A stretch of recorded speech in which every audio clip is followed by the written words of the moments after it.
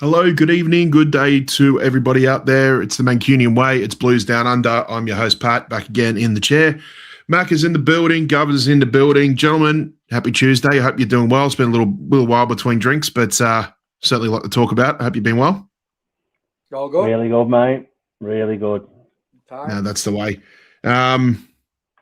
All the joy and, everything that the World Cup's given us is slowly coming to an end. By this time next week, I'm sure we'll be getting absolutely hammered by, more news from Fabrizio and from Jack Gaughan, Dave Ornstein and whatnot. But, yeah, I think right now, I'm looking at you, Macca. It looks like there's a little bit of nerves leading up to, what will be Thursday morning our time over here.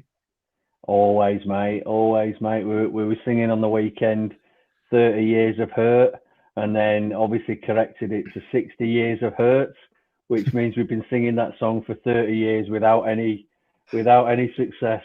So who knows, mate? Who knows? So is it 60 years of hurt or just 30 years of deja vu? Oh, 30 years. 30 years of ordinary.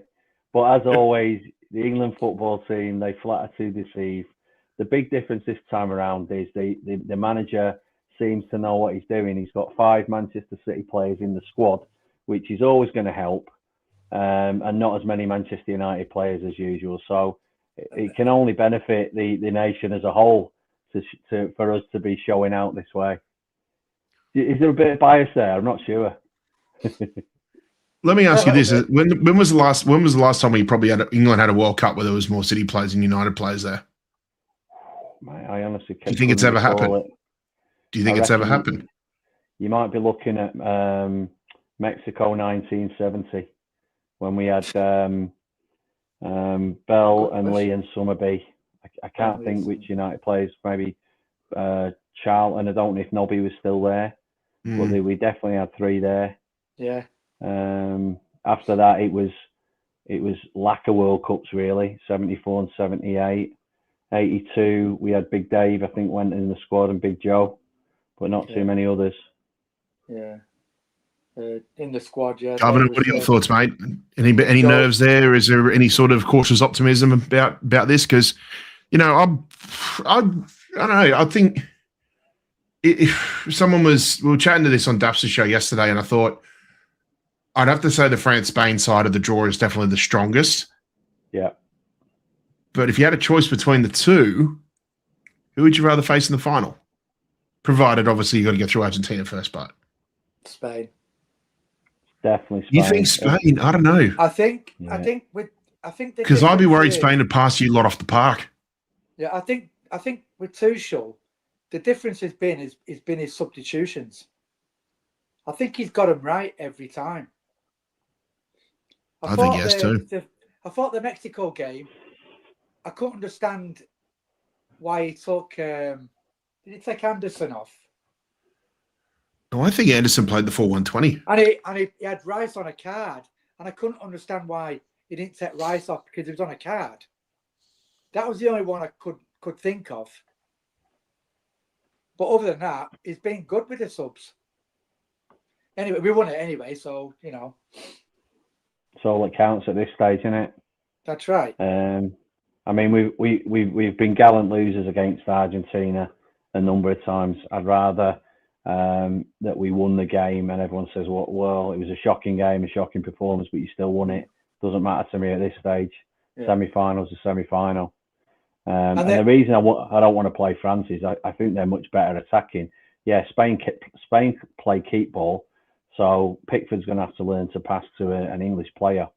But I think the difference is that France have been amazing attacking force.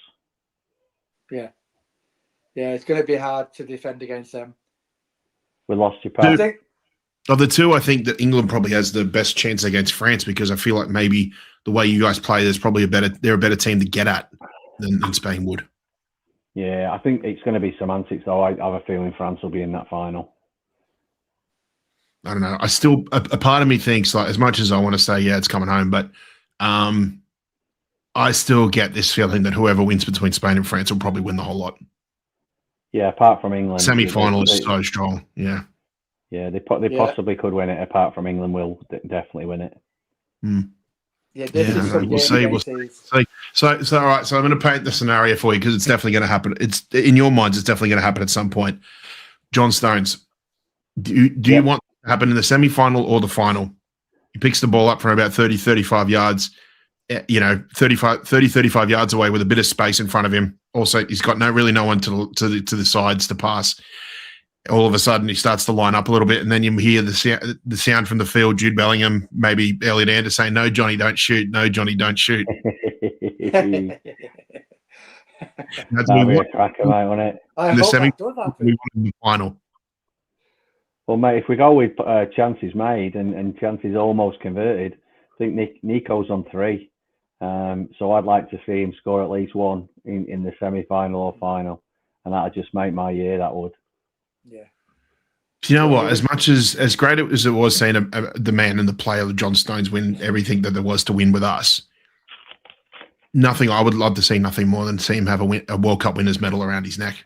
Oh, absolutely, mate. As much as what he did in that Champions League final, as much as he did in that season, as much as the adversity he's gone through to come back and still perform as good as he could with all those injuries, I just think like if he rode off into the sunset after that, I would be absolutely fine with that, and I think the rest of world football would be too. Right, if he gets a winners medal, he's obviously still a City player in everyone's minds, and everyone, I'll remind them that he is still a City player. I don't care what that contract said last week. Yeah. Do you think we might bring him back for a year or two? Oh, we don't need that, mate. We don't need that. Well, he's definitely got the City ambassador role lined up for the next 50 years, would you say? Absolutely.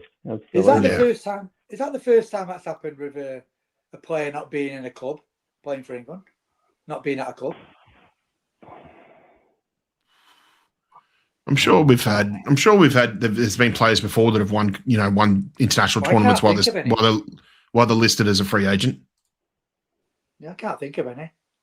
Yeah, it's never really talked about, I suppose. I mean, I'd have to say, like this World Cup, compared to a lot of other World Cups, there's not really a lot of talk about club affiliations and things like that. It's more about just about the player profile itself as much as it is about who they're playing for and that too. And I think that kind of reflects in a way to probably how quiet the bloody transfer business has been as well, to be honest, because really I think we only really started seeing major movements or any sort of major movements happening around the market probably this time yesterday where, obviously the Rags have announced that they've signed Yuri Tielemans from Aston Villa, which you know, it was just funny because he was a good midfielder, and now all of a sudden in 24 hours he's suddenly be on Twitter and X. He's now considered a world class midfielder. So make of that what you will, but yeah.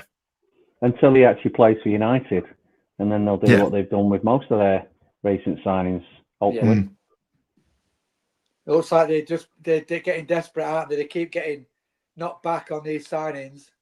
I mean, it's like us getting Anderson. Their main target was that Truemeni, and they can't get him. They're in a world of hurt. United. This will all come out in the end about United, about how much money they owe.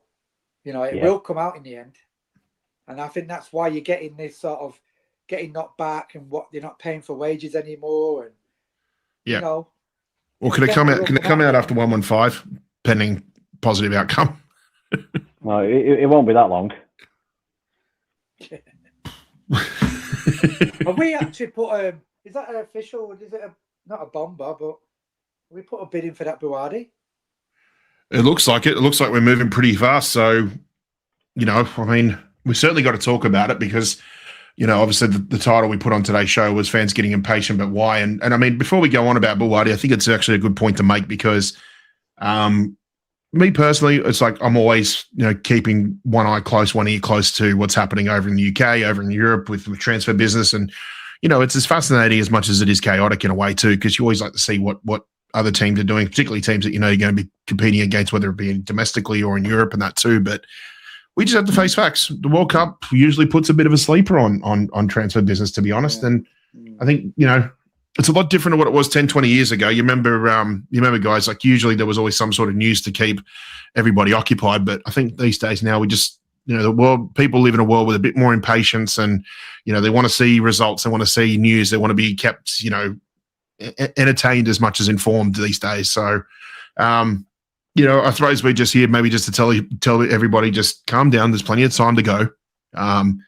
You know, as much as we'd like to get these new shiny things through the door and things like that, we've got to worry more about, you know, where's the club going to go now under MARESCA, because, you know, this is something this is a situation we haven't had to deal with for 10 years. And, you know, I'm excited for what he's going to bring. I'm excited for whatever else is going on with the club as well too. You know, I'll just announce on the channel here too that I'm actually going to do the preseason in Hong Kong at the end of the month. So I'm looking forward to that. Hopefully it'll be a few more players over there than what we first anticipated, but we'll wait and see what happens with that anyway. But yeah, guys, I don't know, what's your thoughts on it as well too? I mean, as I said, I personally think there's no need for anybody to get impatient about it because let's be honest, we don't really do our business until well into the second half of the window anyway. Yeah. I think I've said before, after the World Cup, there'll be a madness of transfers. We need to know the outgoings first before we start bringing more people in. And it depends if we can get rid of people. Like, you know, the thing with MARESCA, at this moment, I've seen two things with him. And it's the first thing is he wants a big squad, right? The second thing is we bought two young players and put them straight back out on loan. Now, to me, it stinks a little bit of the Chelsea model. Right? That was too little. It's only just happened. Like, I mean, it's at the moment, it might change. But to do that, he wants a big squad. We bought three. We bought the keeper as well, didn't we? So there's three players, really. And two have gone out on loan. Did Charles go back out? Do you know? Or is he I believe Charles has been, well, I don't know if it's confirmed yet, but I believe that he was going to be loaned out to QPR. But I wonder if City might hold on that because we still don't really know what's happening with the whole Donnarumma Trafford situation. So, and that would be the right thing to do.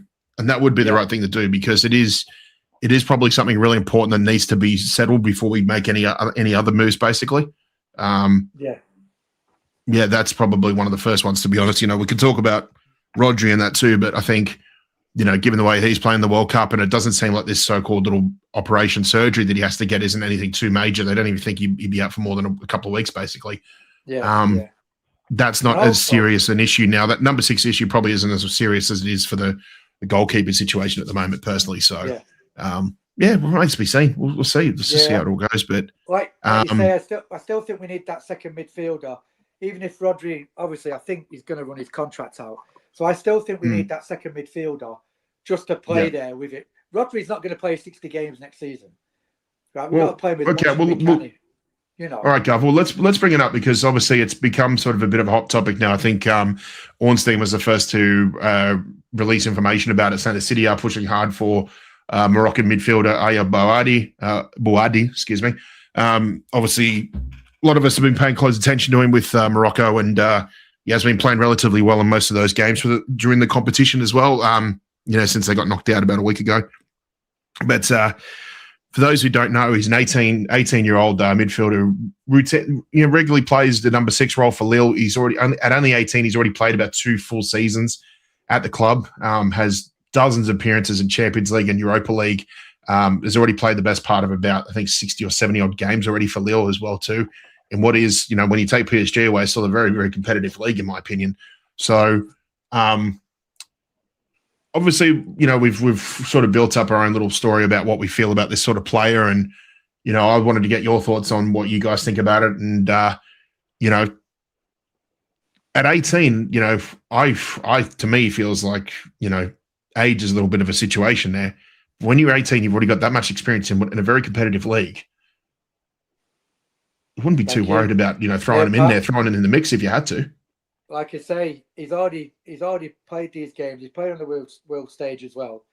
Now, if you're going to get someone for 80 to 100 million, I know he's young, it's a gamble, but you're not going to put someone like that on loan between 80 and 100 million. He's going to play. You're not going to put him out on loan for that kind of money, are you? Yeah, exactly that, mate. And it makes you wonder with that. It makes you wonder with that sort of money whether they're testing the water.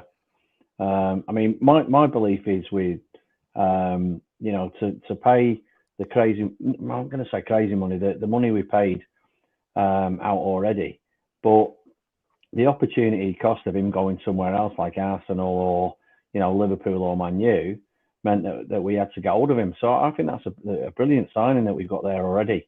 For me, that's the biggest signing of the summer for anybody. It's probably going to be the most money paid out, but he's going to give us that back in spades. Bouadi, if they don't think he's worth it, they won't put the offer in, and they do. Do you guys see it, just quickly, Governor? Do you guys see this as a similar situation to when we signed Vitor Hayes and Kuznov, where you feel like you're paying a little bit more for a slightly less experience in that, but you're beating all the big clubs to the signature? Or if you look at it another way, you're beating out what I'd like to call the middleman situation, where say like you get them now before they go to a Dortmund where they play a couple of years there and then they become 120 or 130 million euro player. Yeah, that's a fair point. You feel like it's a situation where we're trying to beat the middleman because, as I said, we've done this before 18 months ago. I wouldn't be surprised if we're considering the same thing as well here too, where people might say that's expensive for an 18-year-old, but if the way football usually works with these up-and-coming 18-year-olds, we're beating a lot of teams to the punch by actually probably saving ourselves about 40 million in a couple of years' time. Yeah, it is a catch-22 buying young players.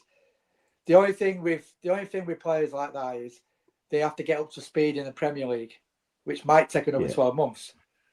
Where if you're looking at someone like people like Morgan Gibbs-White, the Alex Scotts, Whartons, they're Prem proven. They're up and it's usually the Premier League tax comes from, mate.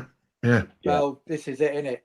So we are I'm contradicting myself in a way where we're buying young and then putting him out on loan. Well, especially with him, if he's going to be that kind of money, you don't put him on loan. He'll go straight in. But I do want someone alongside Rodri before he goes. Exactly. Get used to it. Do you know what I mean? Yeah. Yeah. How would you see it personally going with under MARESCA? Do you feel that he's the sort of player, given his reputation of actually willing to give younger players a bit of a go, not necessarily sticking with like a fixed 11 for half a season like Pep was known to do? Do you think that there would be more opportunities for him? Again, pending, we don't know what the club's operations are. They may have that idea of him going to Lille for a season, a loan back for a season in mind. We don't know. Yeah. But because it's MARESCA, think there might be a little bit different to how we usually operate, especially how we have over the last 10 or 15 years or so. Yeah, I think that's likely. With MARESCA, I think he's more likely to give early chances to youth and more chances, whereas Pep was, more inclined to shield them for much longer. Yeah. You know what? From a transfer perspective, I'm not worried at all. The only thing that concerns me is the number of backroom staff that we've had to let go because it's Pep's team, and bringing that number in. I think it's over 10 new heads, I think, in that backroom staff. And yeah, it's MARESCA's team and a team that is pretty proven for him. But we've seen that happen elsewhere, where you've had a massive period of stability just turned on its head because there's so many new faces on the staff. So I'm hoping I'm very much mistaken, but that could be my bigger concern this year. Yeah, I think with MARESCA, you've players that didn't play under Pep might get more of a chance. The likes of Reinders, the likes of Nico G. He wants a big squad, so them players probably even Savio. Give him one more season. Do you know what I mean? His head might have been turned if it has. You go. Do you know what I mean? Give Reinders one more year, then he has to go. The trouble with Pep, he wanted a small squad, and he won't use over squad. Players were on their ass, and he won't use his bench. Yeah, because he didn't trust them. That's what Pep was guilty of, really, not using the bench a lot. Yeah, he'd rather use his trusted players and run him into the ground. Yeah, but with MARESCA, a lot of these players are going to get more time. I think there's going to be a lot of rotation. I mean, I was reading today, Mark, that and whether it's paper talk or not, that Jack might have a chance of coming back in and getting back into the fold. And I was like, it's a long time to be out in the cold. Yeah. I mean, all right, Marco, who would for MARESCA's system? If he goes with a 3, who's your back 3? Oh, a 3. I'll tell you mine. Yeah. Goes Cousinov, Diaz, and Gvardiol. Now, if Diaz plays, Cousinov has always got to be there for him, right? Yeah. Well, if you put Gay in there, it's all right. Yeah. But my back 3 would be that: Cuz, Diaz, and Gvardiol. Whereas I'd have a little swap. I'd have Gay instead of Diaz. I love Diaz as a player, but I think Gay is the future for me. Now, the other thing is Nunes. Nunes is our right back. Yeah. Now, if he plays 3, Nunes is not a wing back or inverted. He's never inverted. That's another new role. He's an out and out right back, isn't he? So he's got to learn that. Like, is he good enough to do that? Change again. Yeah, I don't know. Yeah, there's a lot of unknowns there, mate, isn't there? Yeah, but with MARESCA, if you've got 4 at the back, but we did the same thing 10 years ago when Pep came in. There was a lot of uncertainties as well. Yeah. Yeah, I'm not too worried about. Yeah, I'm not too worried about what we're going to do on the pitch and that. But I'm just curious to see what MARESCA's intentions are with new recruits and that as well. I mean, to be honest, even never mind new recruits, we really don't know what the hell he's going to do with this current squad. Everything could be completely flipped upside down, or it could be just another refined or a prototype version of what Pep does. We don't know. Evening, Rich. Also, Pat. Evening. I don't want to go into the same argument again, but MARESCA doesn't like keepers playing the long ball, right? So Donnarumma's going to have to learn to use his feet a bit more. Yeah. He's actually said he actually benched Sanchez. He said if any of my keepers play a long ball, I'm going to bench him. That's what he said at Chelsea. Right? Yeah. So look, Donnarumma's and that's the thing, because 12 months ago, I mean, we had big question marks over Donnarumma's distribution, but I've got to say, given the uncertainty that we had leading into that, about Donnarumma, about him being able to do that. He certainly not only, I wouldn't just say he passed the test with flying colours, but he certainly performed a lot better with his distribution than any of us probably actually had guessed, really, to be honest. I think it's always difficult because from the first season, his distribution. If you're going to judge his distribution, well, then you're judging it by the previous keeper, who probably is the best ball playing goalkeeper of all time, basically, maybe second to Manuel Neuer. But so that's always going to be a tough one. It's always going to be tough to back that up. But he certainly did as good as, was certainly better than what we all anticipated, really. So I can't really complain. I can't really, put him down for that. Basically, it's I think whichever way we go, whether it's Trafford remains number one or Trafford goes number one or Donnarumma remains number one, I think it is a win-win situation. I just think, I'm just really keen to see where this goalkeeping saga actually ends up going, because it is going to be interesting, not just to start the season, but just between now and when the season starts. Yeah. You mentioned it before, Pat, about we both mentioned it. We're about playing young players. We've got to get proven players. We've been there before with the youngers, but Maresca is buying young players, putting them out on loan. It seems to me the Chelsea way is going that way. That's only two instances: big squad and buying young players and loaning them out. Same thing. Might be too early to call it, but I'm just saying we want Prem proven.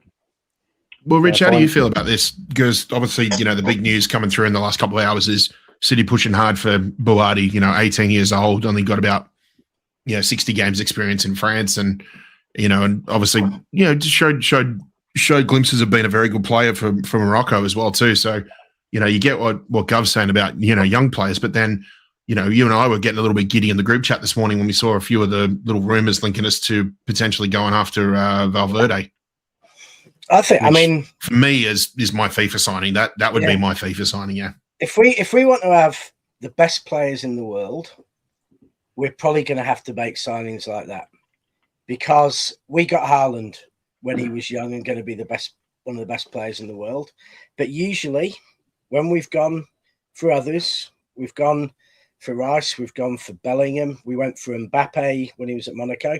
We've gone for them a lot, and it is, once they're that good, it is very, very, very hard. Hopefully Anderson will be an example of one we get young.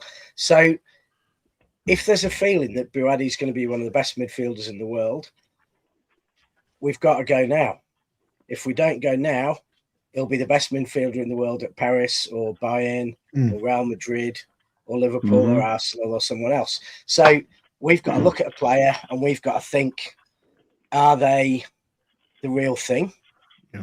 And if they are, we go for it. The only reason United had Cristiano Ronaldo was because they went for it when he was a young player. If they hadn't gone for it that year or two later, he'd have gone straight to Real Madrid. He wouldn't have bothered going to United. So it's just a gamble. And I haven't seen enough of Buati to know, do I think he's capable of being one of the best players in the world? But look at Doué for PSG. He'd played 40 games or something in, as an 17, 18-year-old for, was it Lens he was at? I think so. I think it was Lens. And PSG saw him. They thought he's really that good. They paid 50 million for him. And he's arguably been one of the best midfielders in world football in the last 2 years. So that's the thing. If we think Buati's another Doué or someone like that, we've got to give it a chance, because if we leave it 2 years, we probably won't get him.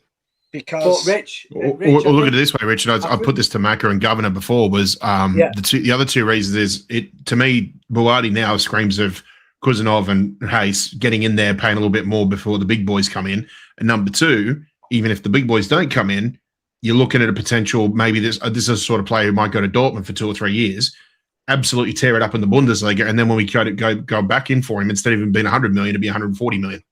Yeah. Yeah, like I think we should have gone for Elise. I liked Elise. We should have gone for him, and we didn't. We all do, took a chance of not going for it, and then he's off there. But you can sign top young players, and they don't turn out good. But I've got a real feeling now that Rodri isn't going to be gone this summer, because financially for him, he's better staying a year. Yeah, and at the moment, it doesn't seem anyone's forthcoming to give him the money he wants and City a decent fee for him. So that says Rodri stays a year. And if Rodri stays a year, I'm absolutely fine with getting Buati in and playing him, as a second pivot, playing him, maybe as an 8 instead of no, 6, Rich. you know, Anderson's not playing. Oh, 6, yeah, but Rodri will be playing 6 if he stays. Well, Rodri's shown me, and I think everyone in football, he deserved his Ballon d'Or.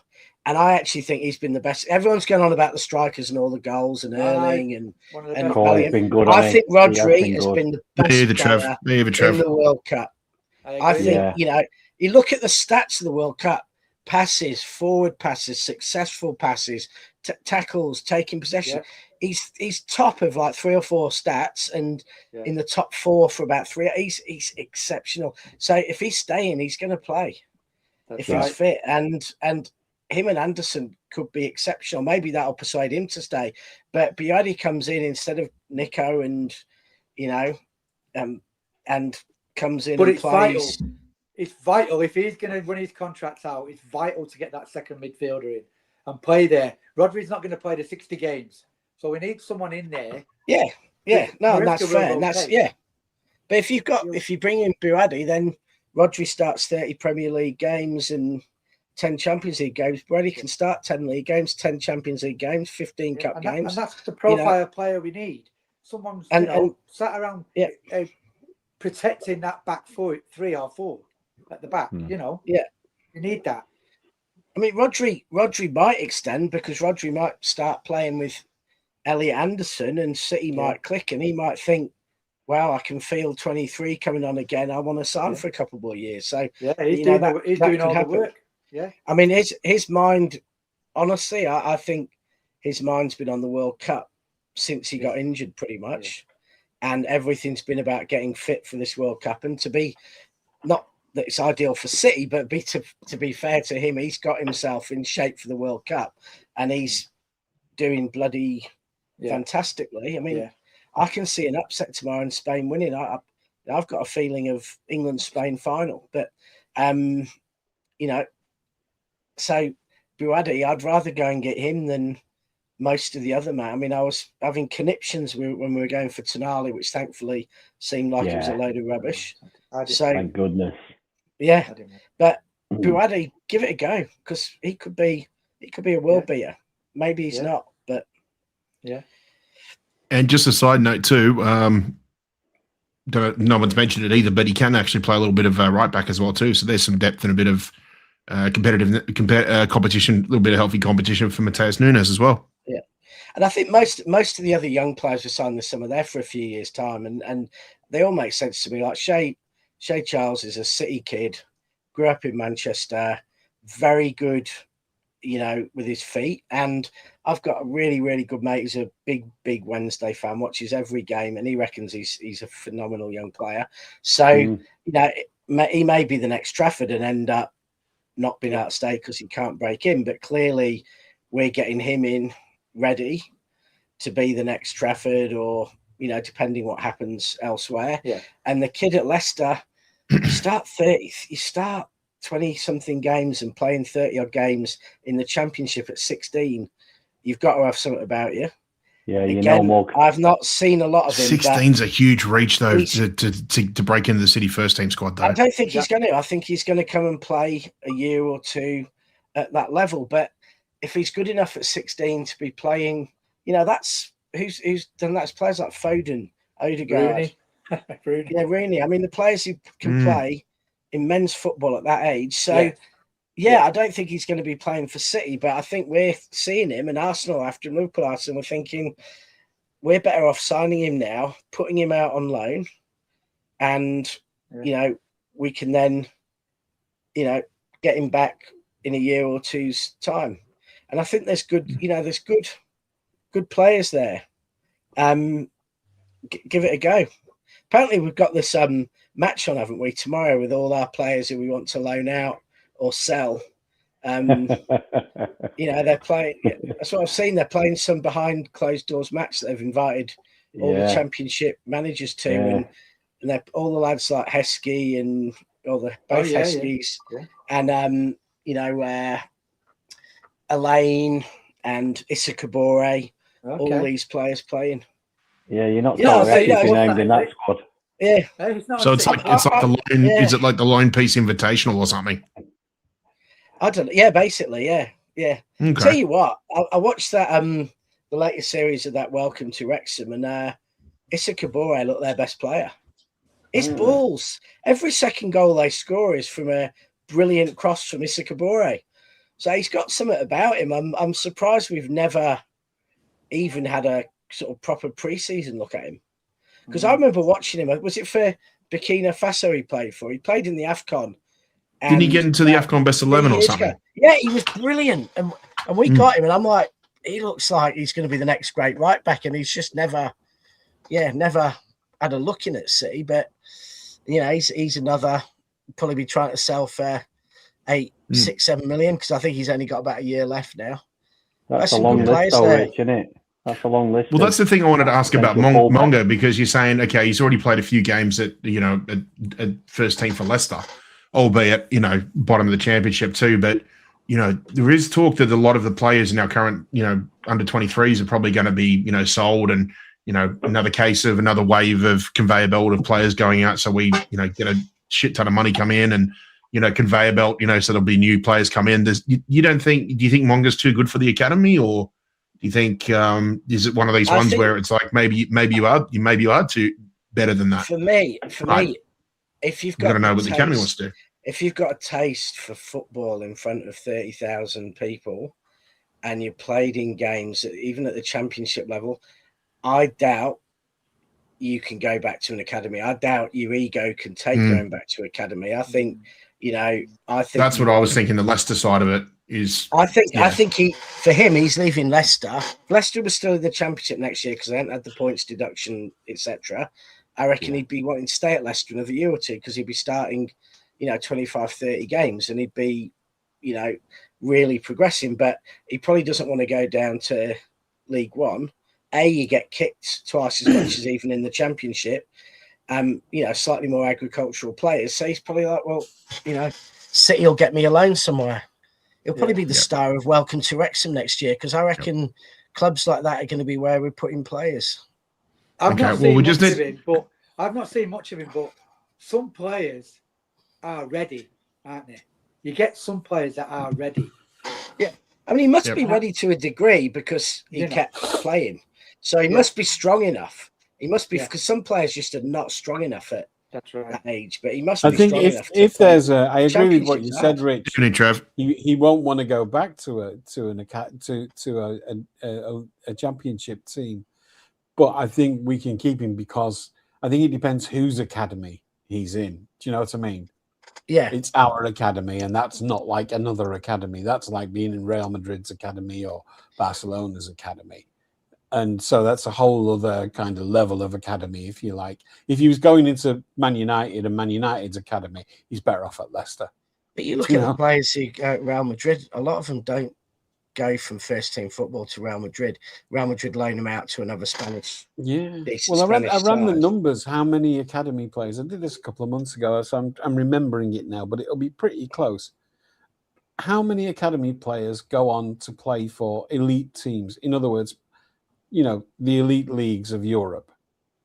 How many do you think out of the thousands of academy players? It was 1%. Yeah, I mean, and only 5%. Consider how few academy players get through our squad. Sign adult pro contracts. 5%. The wastage is huge. 95% of people who are in an academy now will not even have a career at any level in football. Yeah, I mean, it's from the elite academies, it's changing a bit in that most of City's players coming out of the academy now have decent football careers.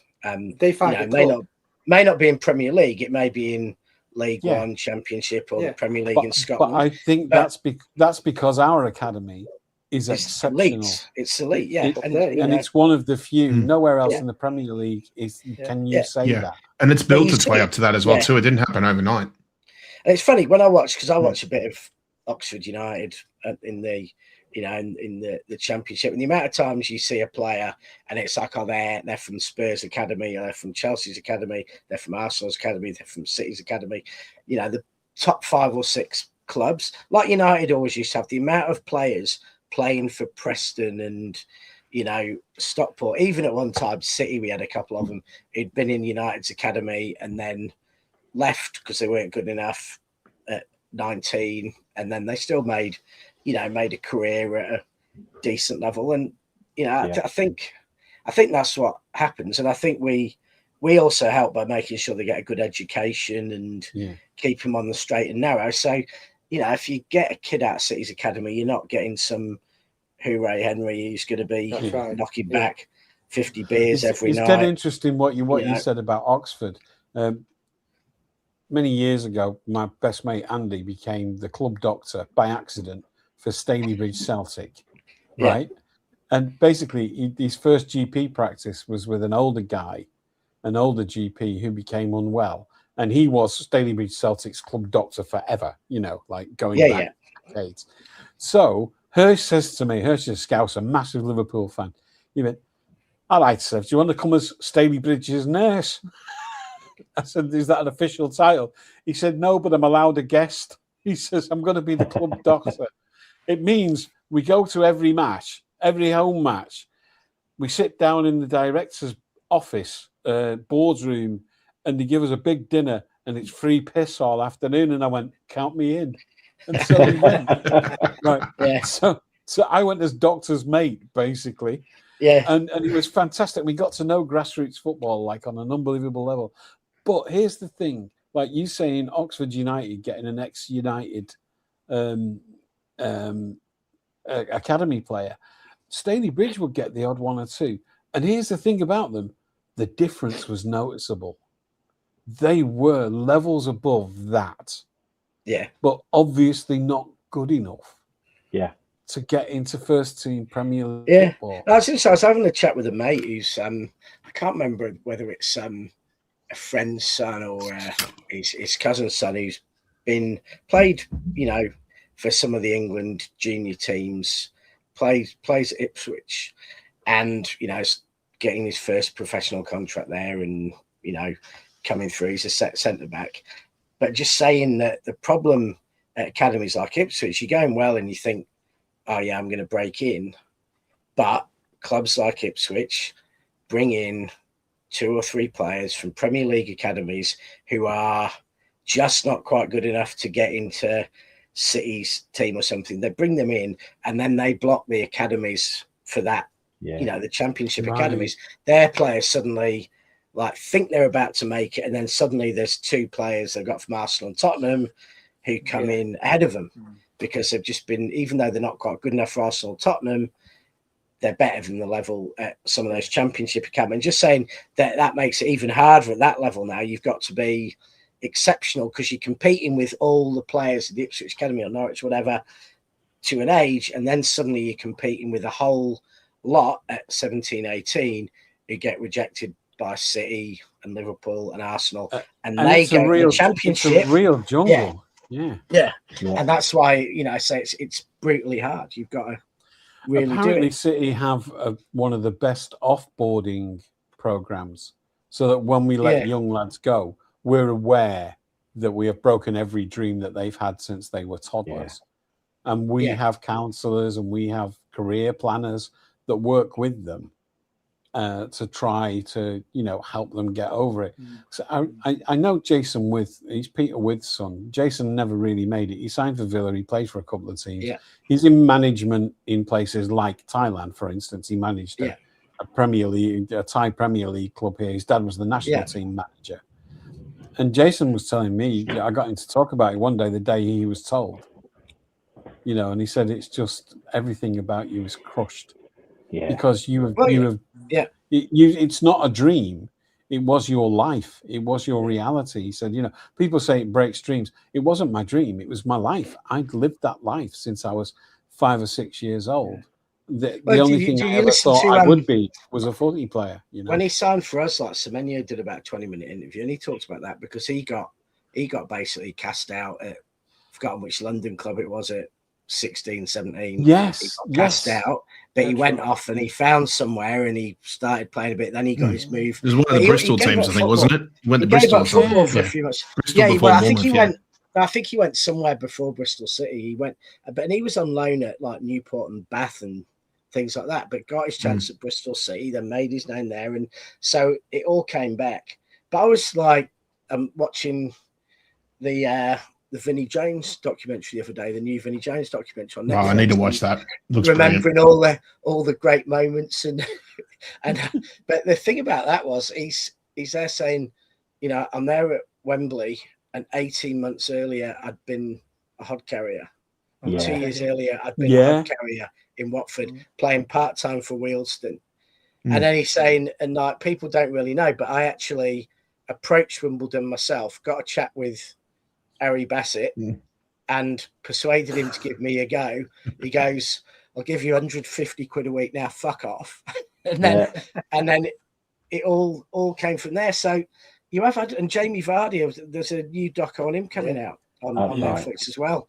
And, you know, he was playing non-league football at what, 24, 25 non-league football. And he went from, you know, basically from that Fleetwood in the league to Leicester City. And I think he signed for Leicester City when they got promoted to League One or whatever. He broke through. And then, Les Ferdinand, Stuart Pearce, they were, you know, Ian Wright. But you don't get it. There's not many nowadays. There's not many nowadays who do it. Jason said something really interesting. He said that some players, because then he went into management, you know, and he managed where he could. So, but he's managing at a decent level in Asia. You know, I mean, the club he had in Bangkok was Bangkok's, Thailand's biggest Premier League club, if you like. Yeah. So he'd done all his badges. He broke some record for the badges. I can't remember where he was the fastest to get them all, and he'd been all over the world doing it as well. He'd been wherever his dad went, he went along. You know, so he kind of knew what he was talking about. He said the thing is that some players are not mature physically or mentally until they hit about 22. He said, but the worst thing about that is you can't spot them when they're 18, when you're making the decision to let them go. Yeah. He said there's no way that you can look into the future, that 2 or 3 years that they might take. That's why it's a gamble. To become, well, look at Morgan Rogers. Yeah, Morgan Rogers didn't look all that to us, and we're letting him go for what, 1.5 million or something. And you know, Nemecha, who's really, you know, didn't look like much and slowly started at Dortmund, and he's playing for Germany. And you know, before you know it, you know, really quite a slow build. So I think Palmer's a different boat because we sold him for nearly 50 million. So clearly we knew, and he played for the first team. Clearly that was a, you know, a Mahrez, I want to be in the team thing. Yeah. But you know, we've let some players go, and we let players go years ago. I remember, you know, when I was more back when I was a sort of teenager, there were players like Paul Warhurst and Earl Barrett and stuff who were doing brilliantly. And we're like, they should be at City. They should be back still with us. You know, we'd be up at the top of the first division, not in Division 2 if we kept some of those players. And we let a lot of good players go. Oh man, what? But we shouldn't like some are using that as a stick to beat the club with, which I see far too often now. You can't miss some.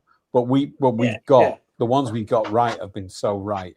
Foden, O'Reilly, you know, Palmer. Even though he's not my kind of guy, you can't deny he's not Premier League quality. Yeah. You know, we kept those. You know, so we're not that shabby at it. But we'll miss some. You know. Yeah. Big up NZ Gamer.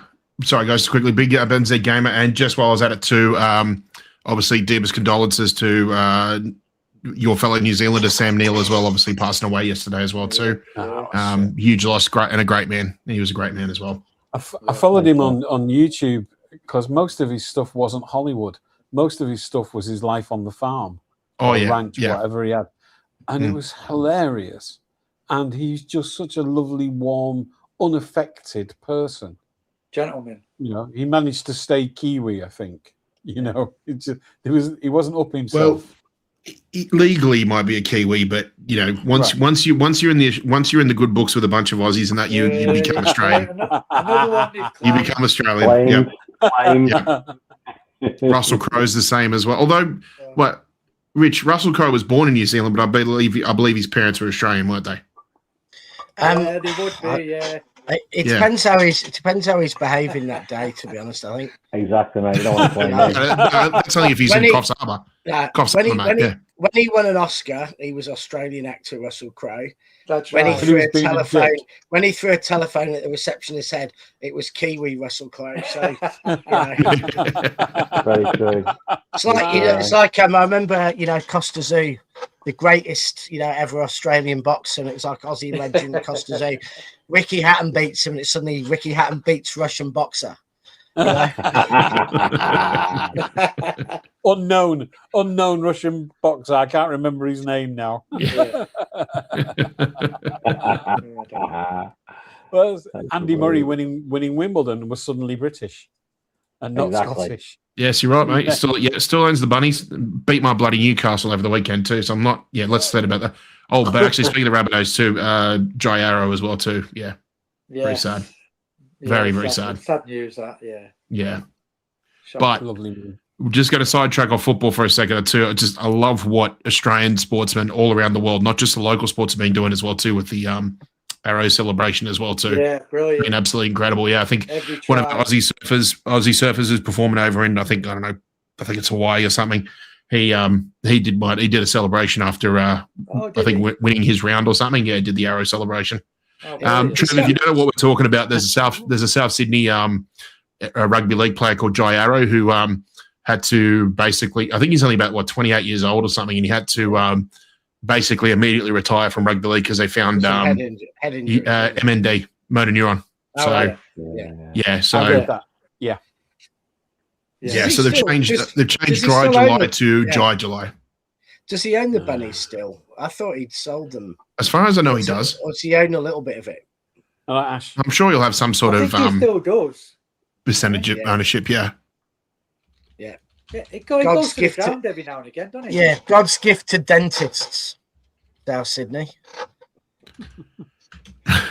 World capital of teeth implants. But anyway. Oh God. Rich, I'm going to bring back a little conversation that we've had over a lot of Blues Down Under because I wanted to talk about it again. And it was obviously, Australia and New Zealand hopefully hosting a World Cup, because every time I turn on the TV, I always think to myself, that game could be played at Marvel. That game could be played at the SFS. That game could be played at Optus or something like that. I was just looking a little bit more into detail about it today, that for a World Cup to be hosted, whether it's be by a single nation or a co-host nation, you need a minimum of 14 stadiums at 40,000 seat capacity or more. Yeah. Right. Straight off the bat right now in Australia, we have about 10 stadiums of a capacity of 40,000 or more. Newcastle's got about 30, can have up to about 31,000 right now. Marvel, I believe, is about 32,000. I'm sorry, not Marvel. Amy Park, where Melbourne City play. Amy Park. I reckon. And they should do. West Park in Wellington, where the Phoenix play. They're in about the mid 30s as well too. But that's kind of like an MCG style, so you could certainly cater for a few temporary seating in there. Yeah, we could. I reckon we could get another 20,000 on the hill at Brookie Oval. Make it 40. We can just chuck it. Get a few bulldozers. Get a bit more grass. Kathy just put it in what I was about to say. Well, mate, if it's true what Infantino wants to do, going to 64 teams, I hope you're ready for hopefully Ticket Tech does some triple header where you just do 3 straight games at Brookvale in one day. Because that's what it's probably lining up to do. I tell you what, I think I joked on one show, Trev, before you go. I was joking on one show a few weeks ago. I said, I reckon by the time we're all pushing up daisies, the World Cup's going to have a 96 team bloody format or something. It'll go on all year. Yeah, exactly. Get 10 league games. 136 teams will compete. We'll just get rid of the qualifying rounds. Yeah. And just go straight to the full competition. He's that mad. And would think that would work. 136 teams and still Italy couldn't qualify. And the thing is, I do miss having a horrible Italian defender to hate though at a World Cup.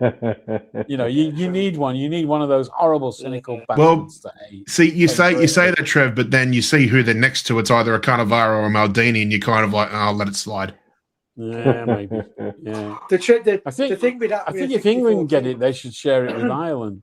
Believe it or not, the GAA in Ireland is incredible. The Gaelic games. Oh God, yeah. Gaelic football. Croke Park is an incredible stadium. It holds 100,000 or something.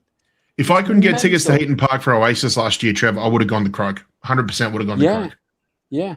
But another lovely accident of my life. I ended up being the Phuket side of the Asian Gaelic Games for 3 years. The original guy that was their Phuket guide let them down the first year, and I got it at short notice. And they came back to Phuket 2 years subsequently. I met the president of Ireland, the head of the GAA. Incredible. I had no idea about Gaelic football, how big it was, until Sean Kelly, the guy who was the head of it, came to stay with me. And he was telling me like about Croke Park that had just opened then. And I was like, you're kidding. How have I avoided knowing about this sport? And it is an incredible sport as well. Yeah, he was a top every player. year they do play a rules team, don't they? They have like a Ozzie versus... I think they start. Is it Gaelic football, or is it the one where they use the sticks, the hurling, where it's like an amateur sport, and you can only play for a team if you were born within like a 10-mile radius of the ground or something? Hurling is the most insane sport. I got a picture. Sean Kelly actually gave me the program from the final that year of the hurling, and the picture is: have you ever held a hurl? Yeah, it's not bendy. You can't go like that and bend it. No. Right? It's there's not a lot of giving it. And the image was as a guy up with the hurl up in the air, like whipping it through the air, and it was bent in the air. That's the power that they put on this thing. Wow! I had to go at it. They have this mini competition called Puck Farder, which is how far can you hit the hurl. It's just a fun game. They do it at half time, or they'll do it before a game for the audience. And you can win money. So it's like golf meets baseball or something, like their version of a home run derby. Yeah, it's just like a hockey, isn't it? Yeah, you see that. You throw the ball up and hit it with the hurl. But you see that at the beginning of if you watch Full Swing on Netflix, the golf behind the scenes of their PGA. Right. It's amazing that basically in the first game of the so as they hit it, a golf ball squishes in like a tennis ball. Yes, I've seen that in the hyper slow mo. You get one, and you like there's none of that. Yeah, there's none of that there. Yeah, Kathy made a point. We could do the home nations in Ireland. Probably. It's probably the Four Nations in Ireland. That'd be my call. I think that's a brilliant call. Yeah. I don't know. Just given the way the fans have been at this World Cup, I'm really excited for Euro 2028. I think it'll be brilliant. Yeah, and we should especially in Ireland. The games that are going to be held in Ireland, I think, will be incredible. Sorry, we should invite Mexico as a guest nation. There's just so much love between England and Mexico right now. Yeah. Going back to that World Cup in 30, it's going to be 3 countries again: Uruguay, Paraguay, and Argentina. Argentina. Apparently, the Uruguayans, because it's the 100-year celebration. The Uruguayans are kicking up. They've already signed it, but they're kicking up now because apparently there's only 3 games being played in Uruguay. That's right. No, there's one game in each country. It's I was reading up about it today. Actually, funnily you say that, Gov. It's one game in Paraguay, one game in Montevideo, and another game in I believe it's at River Plate Stadium. Right. Yeah. So that's it. Just three group games, one in each country. 6 teams have to trek all the way to South America and then trek up to Europe and then try and get themselves all set for the remainder of the tournament. But they and no one like Australia will probably have one of those games. Yeah, against Argentina. Which getting to Europe is already logistically can be an absolute nightmare, especially when you're trying to travel during the summer. To throw a little curveball in there. No, sorry, you got to stop through South America on the way. I mean, it doesn't stop us because we're mental, but yeah. Australia play in the ASEAN group, right? We're in the AFC, yeah. AFC. So how excited do Australians get about that? How much excitement is there about the AFC? From an Asia, just continentally, or from like, or in terms of our when we compete in the World Cup. Well, I know how big football is here. It's massive. I mean, everywhere you go, there's kids playing football. The Philippines forget it because they just got under this American influence. They're obsessed with baseball and basketball, which is weird. When I was working there quite a lot, I couldn't find games, not even in pubs. Premier League games. It was a nightmare because they just don't get football. But a lot of the other countries, like Hong Kong, Singapore, so on, they're football mad. They've all got an English team that they follow. Well, Trev, let me put it to this way. I was just booking my match tickets for the preseason in Hong Kong, and I actually I ended up going on Viagogo because I found out it was only about maybe 30 or 40 quid more on Viagogo just to get them straight away than try and get them through the actual ticket website for the actual event. And the other thing too is that the only tickets that were available on the official website were actually all around the Inters, because they've got like an interactive, like an active area for Inter fans, and they've got an active area in the ground for City fans at opposite ends. Kind of do that in every preseason base. It doesn't matter where you are in the world. Yeah. But every time we try to go on the actual official website to book tickets, all the tickets, it didn't matter what category it was, they all wanted to seat you in the intersection, which to me says the City turnout that's going to be at that game is going to be massive. There is going to be a lot of sky blue there, and there will be dark blue, that's for sure. Yeah. So for me, that just made more sense because it was like, look, I want to go. It's going to be fun and see what MARESCA's intentions are with this squad and everything like that. But it is I went on the resale because it's like, no, I want to sit in with the City fans because I know that there's going to be a lot more of them there than there will be Inter fans.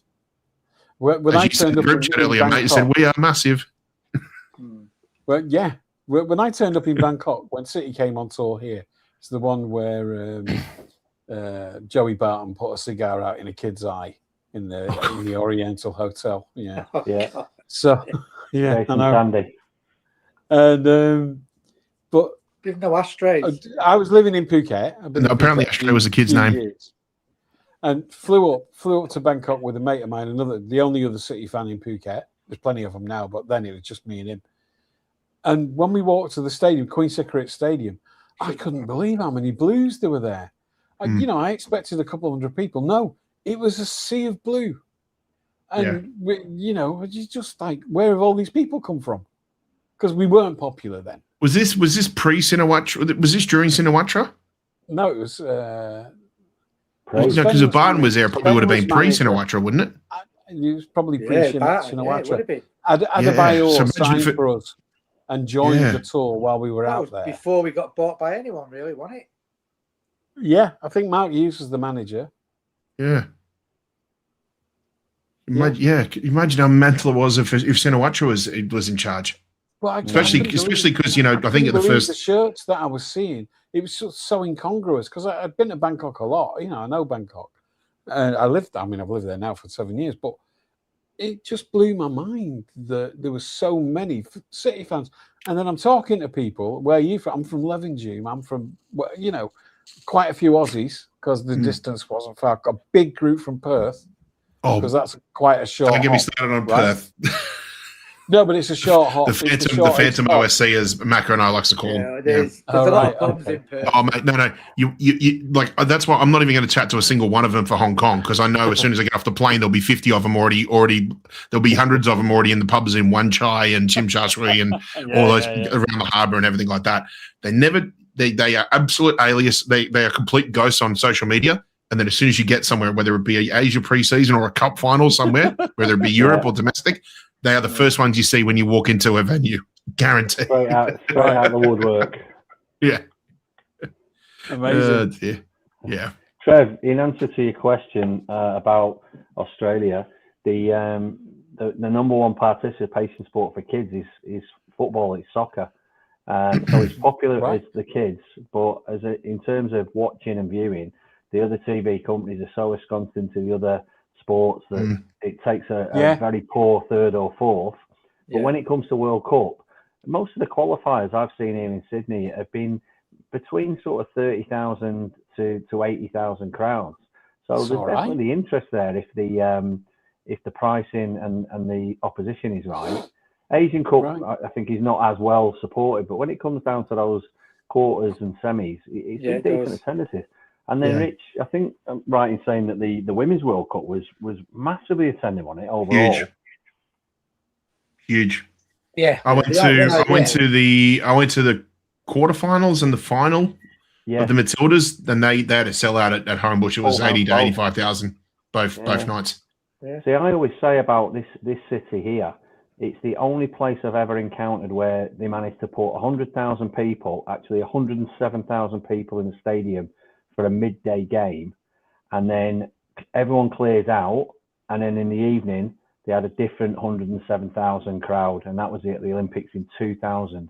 Wow. So 26 years ago, you had 214,000 people at events, 2 events in one day, and then FIFA decide that there's no chance we're going to host a World Cup for years and years and years, despite the fact that we can do that. You know, widely Sydney Olympics was regarded as the best ever. Yeah, the problem was that the AFL refused to relinquish. Thank you. That's right. 2 stadiums in Melbourne, and I believe either Adelaide or Perth was getting blocked as well, and they were basically saying that we can't stop our season. Now, you know, they managed to stop. Every other sport managed to say we can stop. And I think we talked about this about 2 months ago before the World Cup. AFL is scared of football. Exactly. And to be honest, AFL should be worrying about rugby league on the minute, because commercially, rugby league is pulling back about 100 million a year on AFL over the last couple of years. And the NRL just signed that massive television deal as well, Rich. They're signing, they are. $5.5 billion, Rugby league got is the new team Perth, overtaking Perth Bears and PNG. You've got the PNG side coming in 28. Yep. So they're expanding. Wow. Yeah, so AFL is the power behind the throne, innit? That they were the bosses. Yeah, and that's probably, and I think the reality is also TV. Yeah, will not be keen on it, because how do you have games in Australia that pretend to work for the fans and the supporters going, but work for TV everywhere? Because even if you're going to have games at 10 at night, you can't have them at early midday. You'd have a game that would work for TV in Europe, you'd have to play a 7 a.m. game. That's never going to happen.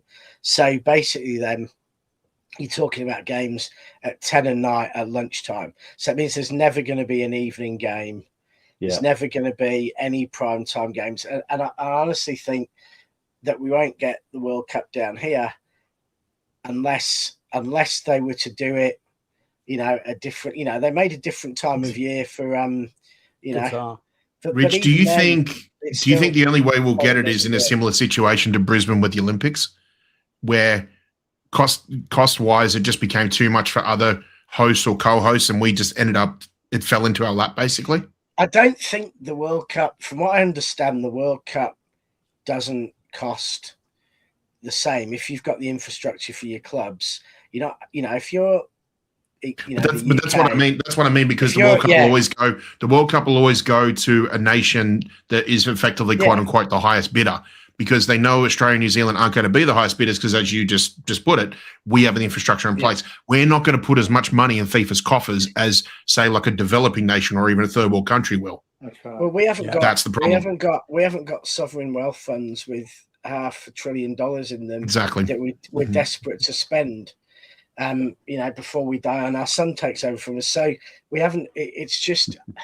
I just think it's a real problem that it will never be here because of time zones, and unless and until there is as much money in India and China and Japan, because the populations in this part of the world, and for the Olympics they do get a lot of viewership, but until China is a big enough powerhouse, and in Japan and South Korea for football, that they can take on European money in advertising and everything else, it's not going to come to this part of the world. And so, but then the problem is if it does become like that. I mean, they managed it in Japan, but Japan and Korea were 2 and 3 hours earlier, so it was that bit easier, and they were in the northern hemisphere, so it was summer. Great stories came out of that. Things were a lot later, but you compare the Aussie winter, it's getting dark at 5 o'clock, say, which is what 6. I've got to say though, if a World Cup was hosted, here at this time of year, the players would love it.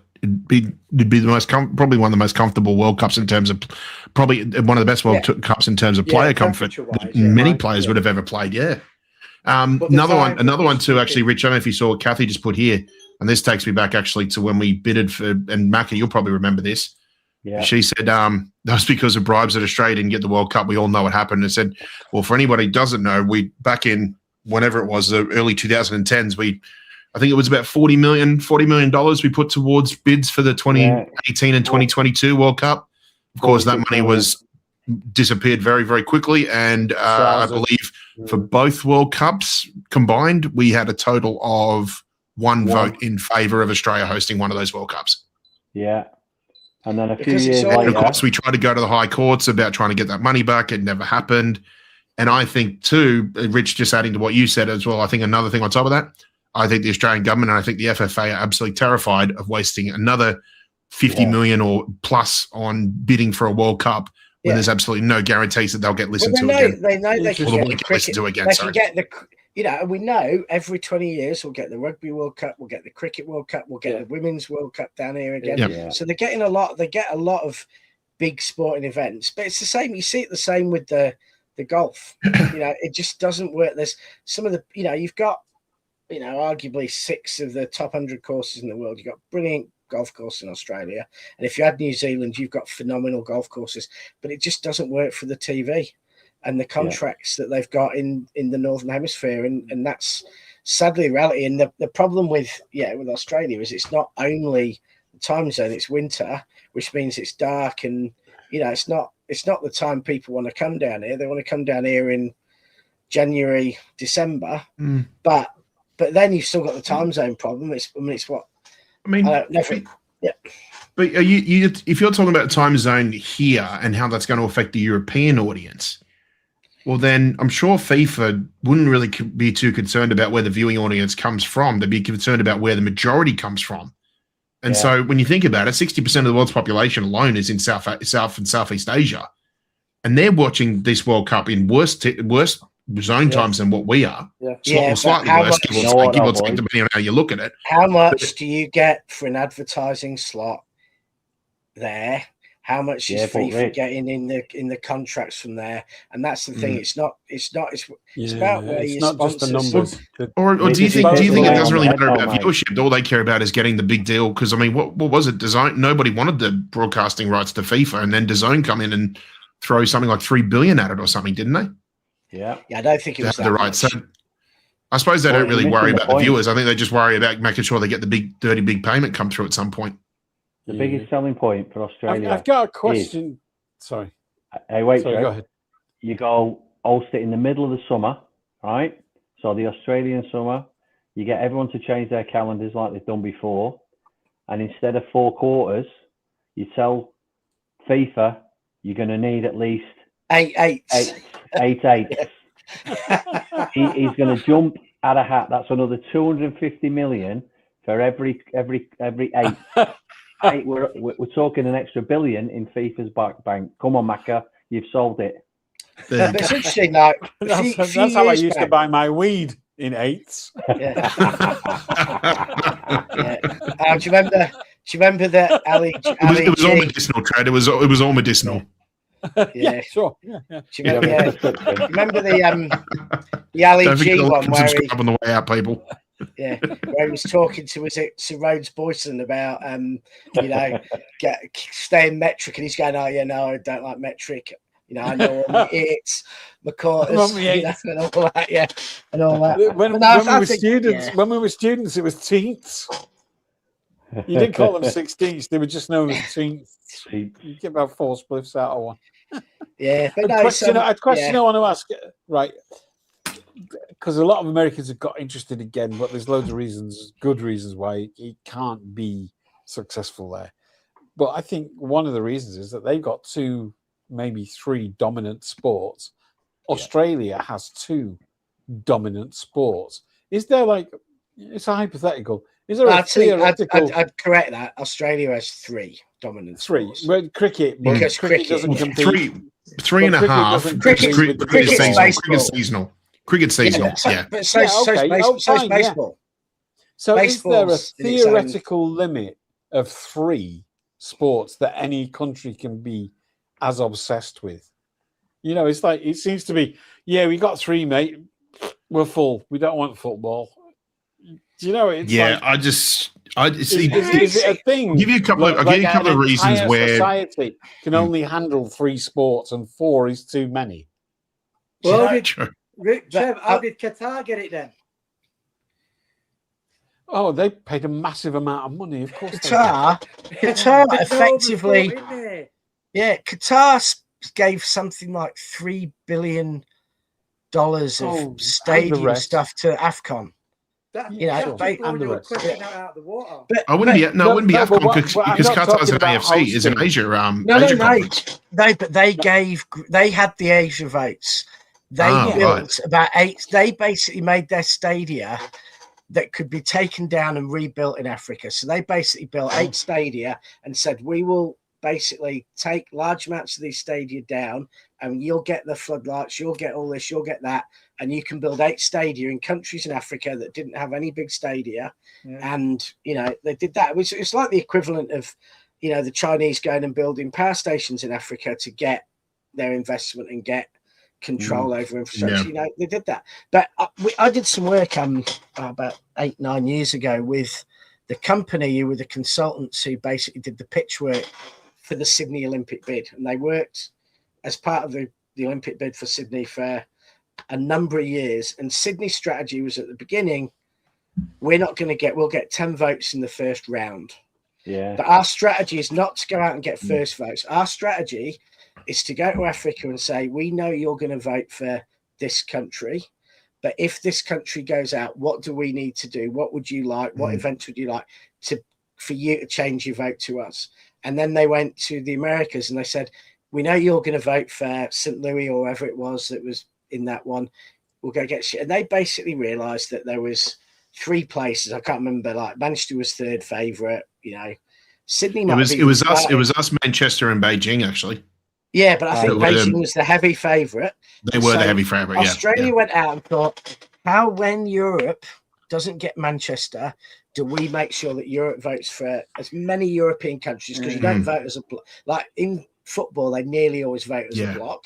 In the Olympics, you don't. So how do we make sure every European who we know is going to vote for Manchester, or most of them are, votes for Sydney if Manchester drops out? Yeah. How do we make sure every Asian country, if Beijing drops out, how do we make sure they vote for Sydney over Manchester? How do we try and get the Caribbean nations to vote for Sydney first? So they worked through the Commonwealth, through everything, and they treated every country individually. Who are the people who are voting? Are they? They went to every delegate individually. Yeah. Is it like a princess who's doing it? She's the. It's funny you say that. Is it an ex-tennis player? What do they love? What do they care about? What do they want? So if they want Princess Anne's probably once Britain's out, she's going to vote for Australia, Commonwealth, no doubt.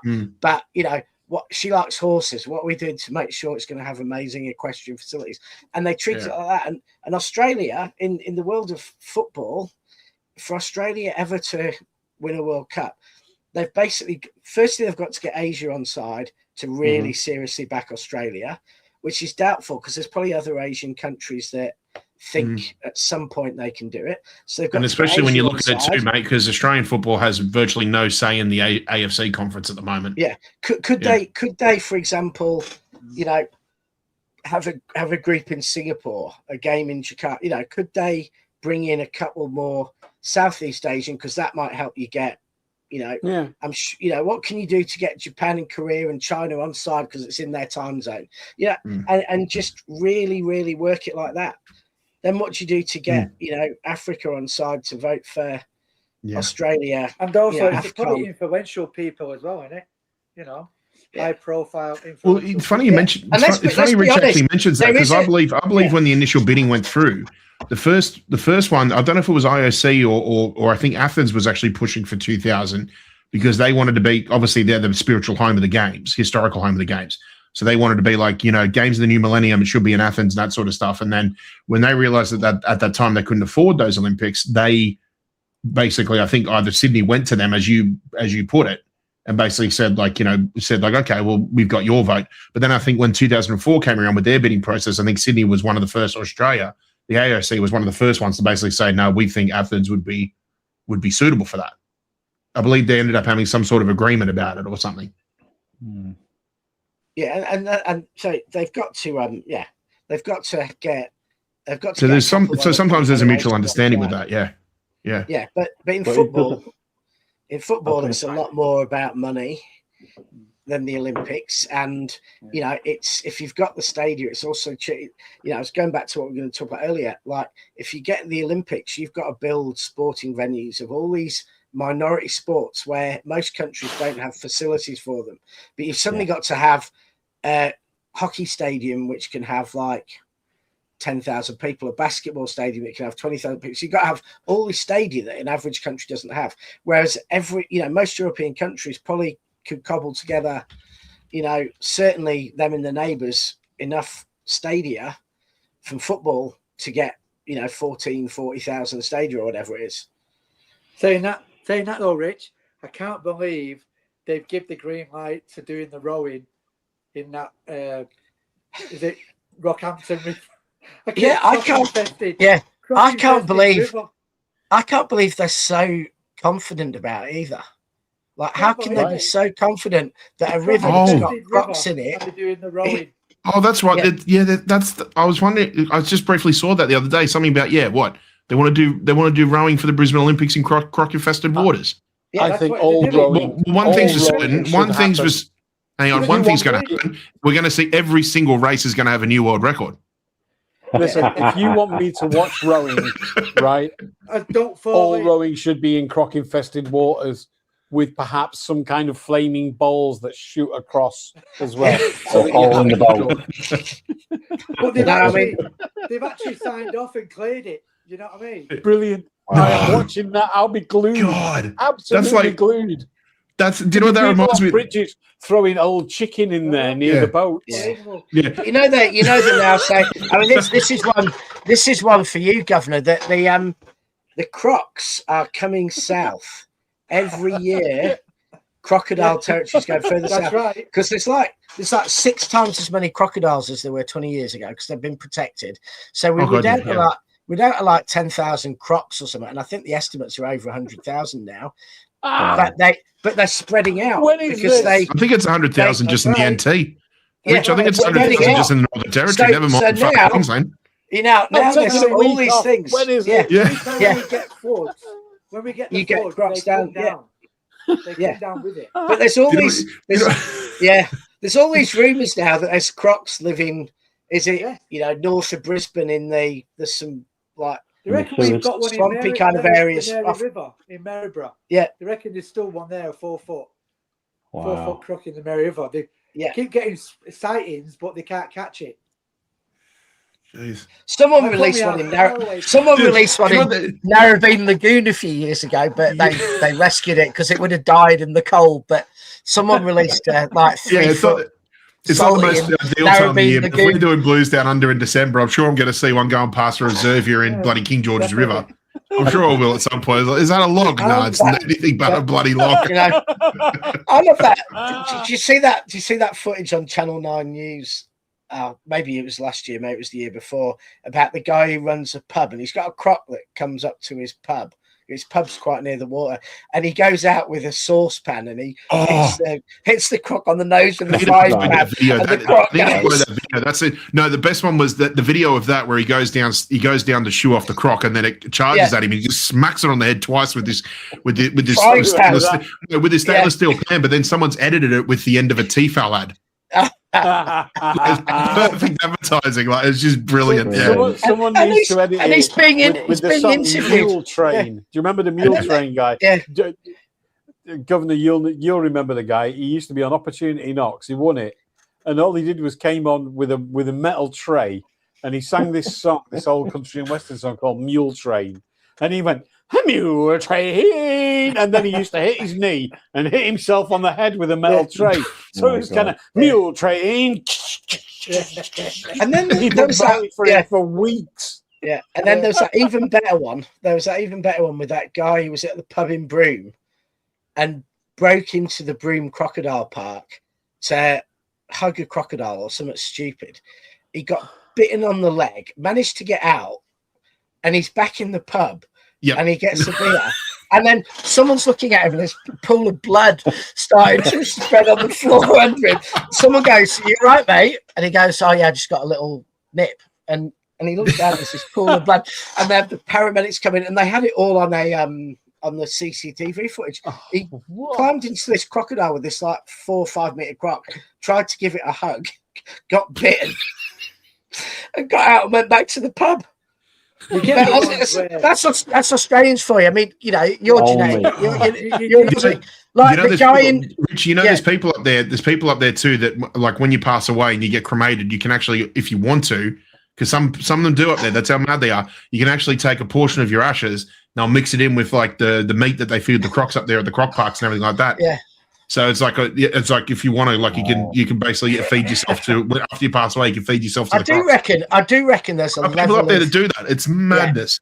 Yeah. In Australia, I reckon there's a level of nutterishness that I've never seen anywhere else in the world. Like that guy who died of the brown snake because he caught a brown snake in his house or in his garden, and he was going to get rid of it, but his brown snake was in his drinking hand, so he tried to swap his beer and the brown snake between his hands, got bitten and ended up dying. Like, wow. I mean, of course he did. You do get the worst snake you could handle in that situation. The bloody King Brown, unbelievable. Yeah, Kathy's put a good one here too. Maybe we could have Neil the Seal in for the sailing. Did you see the message from Martin? He says he might be doing something on Buwadi later. Depends on how long we're staying live now, or he come on. Yeah, Buwadi news. Well, we'll talk to you, Trev, mate, because obviously you came storming in with your Buwadi, loving Buwadi title. Boy. Buwadi boy. How are you feeling about it all? Because I think all of us are ready to beat all the big boys to this signing. Okay, on the level of 0 to 100%, each percentage point being a million. I'm 65% happy. At 100 million, I'm like, I'm not too sure about that, but I think we should still do it. Mm. There you go. So before you came on, I asked the question to the lads, and I said, "What with this Buwadi situation? To me, it screams a bit of Kuznov and it screams a bit of Vitor Hayes getting in there before the big boys do, but also, in my opinion, getting in there before, say, like a Borussia Dortmund or maybe like a Benfica or one of those clubs that knows how to develop players. Get him before he goes there, and then in 2 or 3 years' time, they say, right, we are ready to sell him, but instead of say roughly 100 million, like it's been rumored, it's going to be 130 or 140 million. Yeah, I feel like we are sort of beating him to the punch, basically. Yeah, it's almost getting out of the range for those clubs to spend. He's at a level now where it's more like Paris, Real Madrid, Bayern, City, Arsenal, Liverpool. Yeah, I think Arsenal. I don't think Arsenal or Liverpool, mate. I think they're gone. I think we leave them in the dust these days. Trev, we don't put him on loan. We get him. We play him. We're not putting him out on loan. I think Sam Lee put some spin on Ornstein. So it's Sam Lee. So you don't know whether I believe Ornstein and Sam Lee. Sometimes I believe him, but he said that City are actually for 100 million. He's staying at City. He's not going anywhere. He's not staying there. Yeah. And yes, man, 100 million, mate. If it means avoiding a bidding war with somebody, absolutely. And we know and we can thank PSG for having João Neves, because otherwise, if João Neves is not there, Buwadi probably already goes there. Yeah, because Buwadi is a PSG fan. So, for me, it's beating him to the punch. That's why I'm okay with it. If we get him, we play him. I know Rodri will be there, but he will get his chance. You don't put him on loan. If it's that kind of money, he plays. Martin asked, if Buwadi comes, does Rodri not extend or extend? I can't remember how he worded it. I think we were talking. Well, I put it in a comment earlier. I haven't given up hope that Rodri extends. I think he comes back with a clear head. His back surgery done. No World Cup to think about. I heard something. I can't remember how credible it was, that there is actually going to be another incremental offer onto what he was offered, which might get it over the line, but I can't remember who it was, so don't ask me. And so, I mean, that's my dream. He comes back, starts playing with Anderson, and just goes, I like this a lot. He's got a new challenge because he'll be able to go maybe a little bit further forward. What are you saying? Same with Buwadi too. Yeah. What are you saying? If they put 375 on the table, are you saying something higher than that? Yeah, but I don't think much, and I can't remember the source, so I'm not going to kind of say that definitely happened. I'm not saying that at all. Right. But I read something from somewhere, and it wasn't rubbish. It wasn't like a shit source. It wasn't one of the many ITKs that our club have. We know who they are. It was actually someone from another country saying that's what they've heard. Yeah. So there might be 400 on the table, which I have absolutely no fucking problem with. I think it has to be. I mean, if you look at him, if he goes on a free next year, he can probably ask for a £40 million signing on fee. Yeah. Over a 4-year, and he's a 300k a week player. So over a 4-year contract, that's probably £500,000 a week that he's going to get. So, and this is his last big maybe contract, more, remember. There's maybe more tax in Spain and stuff like that. But City are going to have to make him, after Haaland, our highest ever paid player by probably 50k. He's probably going to need 50k. And this World Cup has shown us that he's still worth it. That was one of my questions. Is he in the mindset of being I'm a Ballon d'Or winner? I should be on the same as Haaland. I think he'll get. I think if he goes on a free next year, he'll be getting the equivalent of £500,000 a week on his next deal over 4 years. So he'll be getting Haaland money, not for 10 years, and that will include his signing on fee, because anyone who signs him, they're getting a 40-50 million player for nothing. It's like Gay's deal. Gay's deal, he got a massive signing on fee. One of the highest signing on fees City paid, and he's on a massive contract, but he got it because he's going on a free. Yeah. So he's a £70 million player, and he's going for 15. Martin, he's not going to be. He's been 100 million now as a substitute. Well, I mean, United just spend that same amount of money on Tielemans and Santos, and Rodri's not going to play 60 games. Know what I'd rather go with. See, people get caught up with the headline figures, and you should ignore the headline figures. What really apologies, matters, 93-20. It is. McCamera's a bit iffy. Yeah, apologies, mate, if it's putting you off. City's turnover, like 20-something years ago, was less than 10 million a year. We're now turning over 800 million a year. So, you can comfortably say our turnover is about 100 times higher. So, what we're spending like 2.5 million on Keith Curl, it's probably like us spending, 200 million today. And that's probably bigger than us spending. When we signed Steve Daly, he was signed for, something, I think it was bigger than our annual turnover at the time, I think, or very close to it. So he's probably being signed by City for the equivalent of 700-800 million today. And that's the thing. You've got to, if the revenue keeps going up from the TV and keep up with the Joneses, then the money goes back in the players. Look at baseball, players signing, not that good players good players, but you take a player like Bo Bichette, you can just leave and sign a $40 million a year contract, and he's not one of the stars of the game. I'm in the mindset. I'm in the mindset. Me and Trevor are probably in the same mindset. With Rodri, we want him to sign an extension, but if he's going to run his contracts outright, for me, I play him. You flog him. You play him as much as you can. I know he's a Ballon d'Or winner, but once he leaves, and he's gone. You move on. You know what I mean? It's like any player that leaves us. I know we've been legends and that, but any player leaves us, I forget him. Then you move on. Do you know what I mean? But if he's going to run his contracts out, you flog him. You play him as much as you can. I know I'm contradicting myself, saying play Buwadi alongside him. He probably won't get it. Probably won't get in because if Rodri's playing a lot. But I'm thinking MARESCA way with the big squad, he's going to rotate a lot. He is going to rotate, and he won't be scared to rotate. Basically, you could say. I think he's going to be a different mindset from Pep. He's not going to play these players and run them into the ground. Got to get used to Martin's point, you were the biggest fan of saying, and I agree with you 100%, that we need a squad. Yeah. Right? So you then can't say that we can't fit him in because we're building a squad, not a team. And so that's the counter to what you're saying. I know you're not hating, but you don't spend this money if you think you've got the guy already.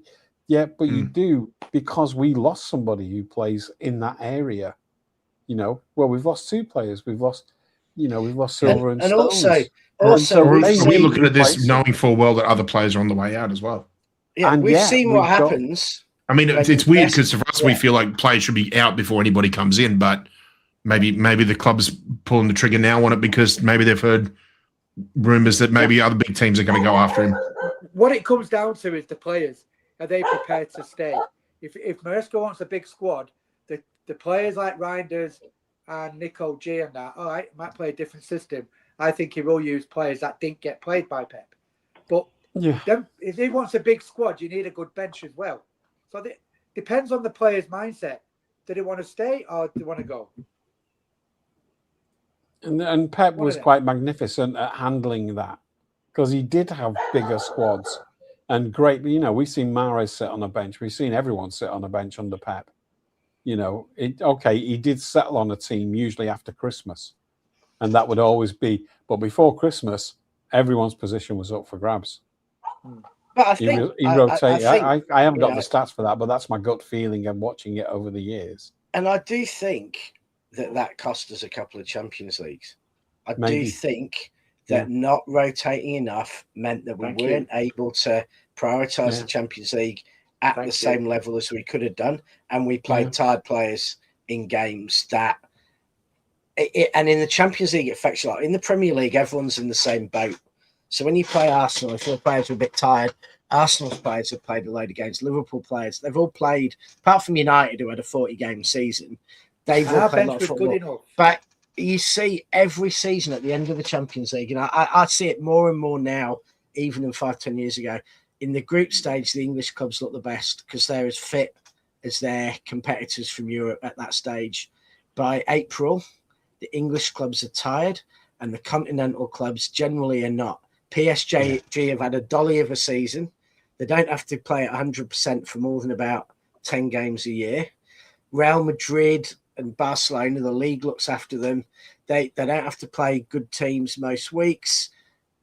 They look fitter and stronger. And I think in the last 10 years, the one I noticed it the most was Liverpool, Real Madrid, where that Liverpool side of Klopp's, was it 22? Probably 22. They got to Champions League. They were a miles better team than Real Madrid that year. Same as City a couple of years. We've been the best team in Europe, I've got no doubt. But we were knackered. And that Liverpool team just looked shattered against that Real Madrid team because that Liverpool team had been playing massive games twice a week and Real Madrid had been, the big able to rest their players in the league. The big argument we had, Rich, was Martin used to say the bench wasn't good enough. That's why Pep did trust him. They weren't playing 90 minutes. They were coming on the last 10, 15. The thing is, there is no right answer. If you do it one way, you miss out. Like we've lost 3 league titles that we had a chance, 2 of which I think we'd had a very good chance with in the last few years because our defence got injured. And in 2020, there's no reason we shouldn't have been toe-to-toe Liverpool again. But we had 4 centre-backs get injured and we're playing a 38-year-old midfielder at centre-back and players on injections. In 2025, we were playing injured players on injections and so we've got, and we didn't have anyone really ready to take Rodri's spot because Nico was kind of brought in after Rodri's already injured and then he gets up to speed for 6 months whilst Rodri's injured. So we have a whole season without a midfield player. Now, what we're trying to do with Buadi, I suspect, is we think Rodri is most likely going to go in 12 months' time. We don't want to get to 12 months. Next summer, Rodri says, I'm off. And we're like, we've got no one to play 6. We go out to the market. We spend £140 million to buy Caicedo or someone to put them in who we don't think is the perfect player for the way we play. But we've got to sign a brilliant number 6 or we're finished in terms of competing for the league. So we're thinking, well, Rodri's probably going to go, get Buadi in now. He has a year with us, plays 25, 30 games. And then if Rodri decides to stay, great. We've got a brilliant problem. We've got Anderson, Buadi and Rodri fighting for 2 spots. Right, Rich. Yeah, I say can live we with get it. him now. Say we get Buwadi now, right? Say we sign him now, right? Buwadi is going to play the first, probably the 8 weeks, because Rodri will be. I know he's not got a bad injury. It's just a clean up. He's not going to be. It's not going to be that. But the first 8 weeks, Buwadi will be in. Rodri will come out. He's got to have his holiday, and he's up. He's got to have a holiday anyway. That's 2 or 3 weeks. So you're looking at I'd say you're looking at the end of September. So Buwadi can play week in, week out up to then. Depends how Rodri comes back. If Gonzalez goes, I wouldn't even be surprised if we see Cover a bit.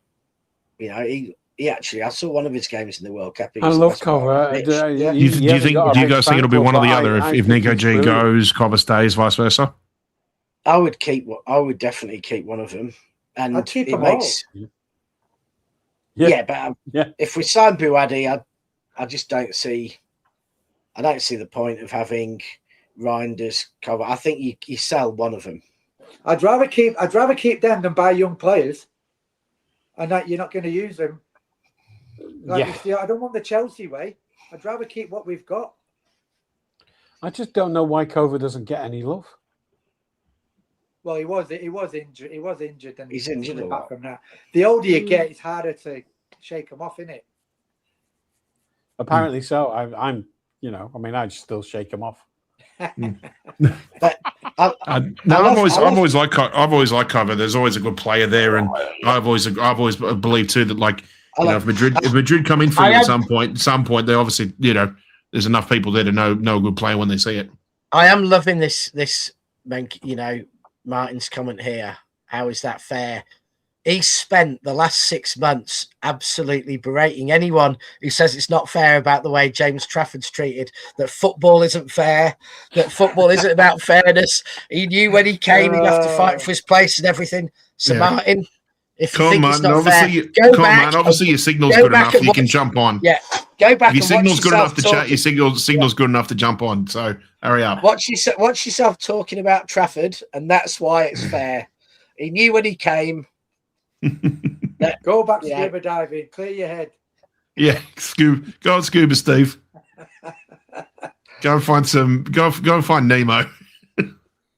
It's just I mean, it's going to be interesting in pre-season games how he's going to set up. I know it'll be the loanees and players coming back, but it'll just be interesting just to see how he sets up, and then we'll have an proper idea. Do you know what I mean? We are just guessing at the moment. Yeah, I mean, I think we know roughly how he's going to. He's not going to come and start playing Harry Bassett football. We're not going to be using Erling Haaland like John Fashanu and asking Elliot Anderson to dive around 2-footed like Vinnie James. I think we know roughly what we're going to do. Yeah. It's just a question of that. I think what we don't fully know is which players, and I think it's fascinating because I think.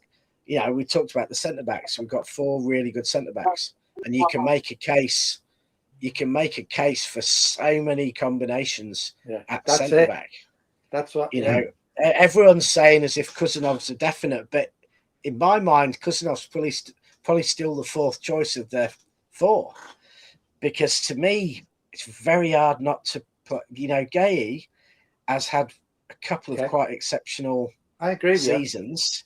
I think.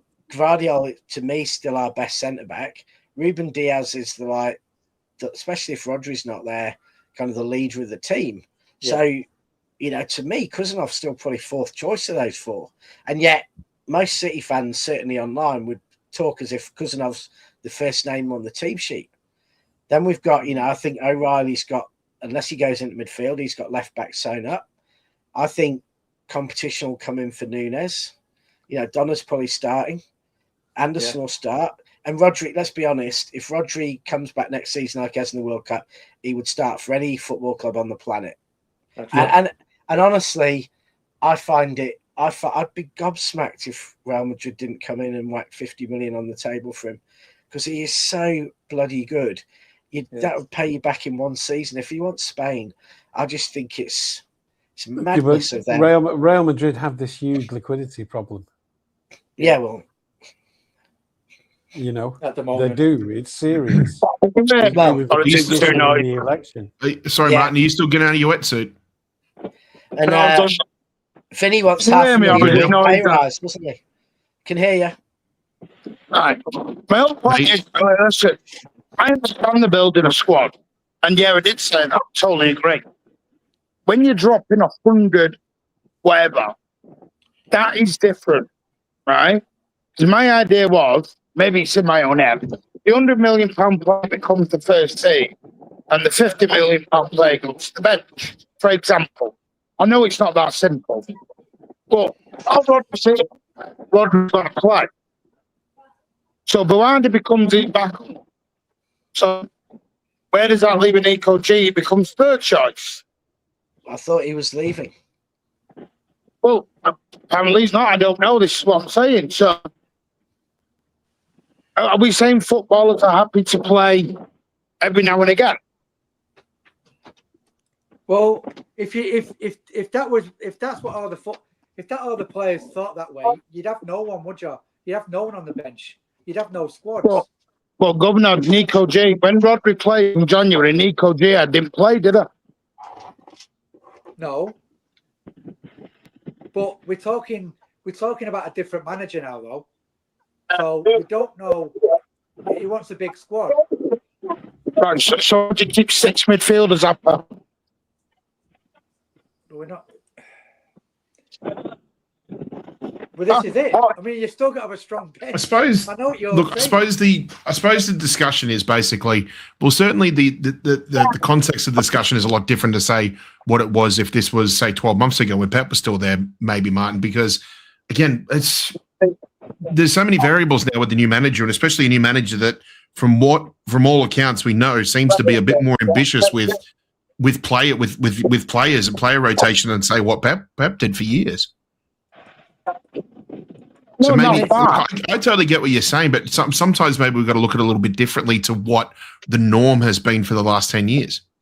So you think Rodri at 29-30 is going to rotate around?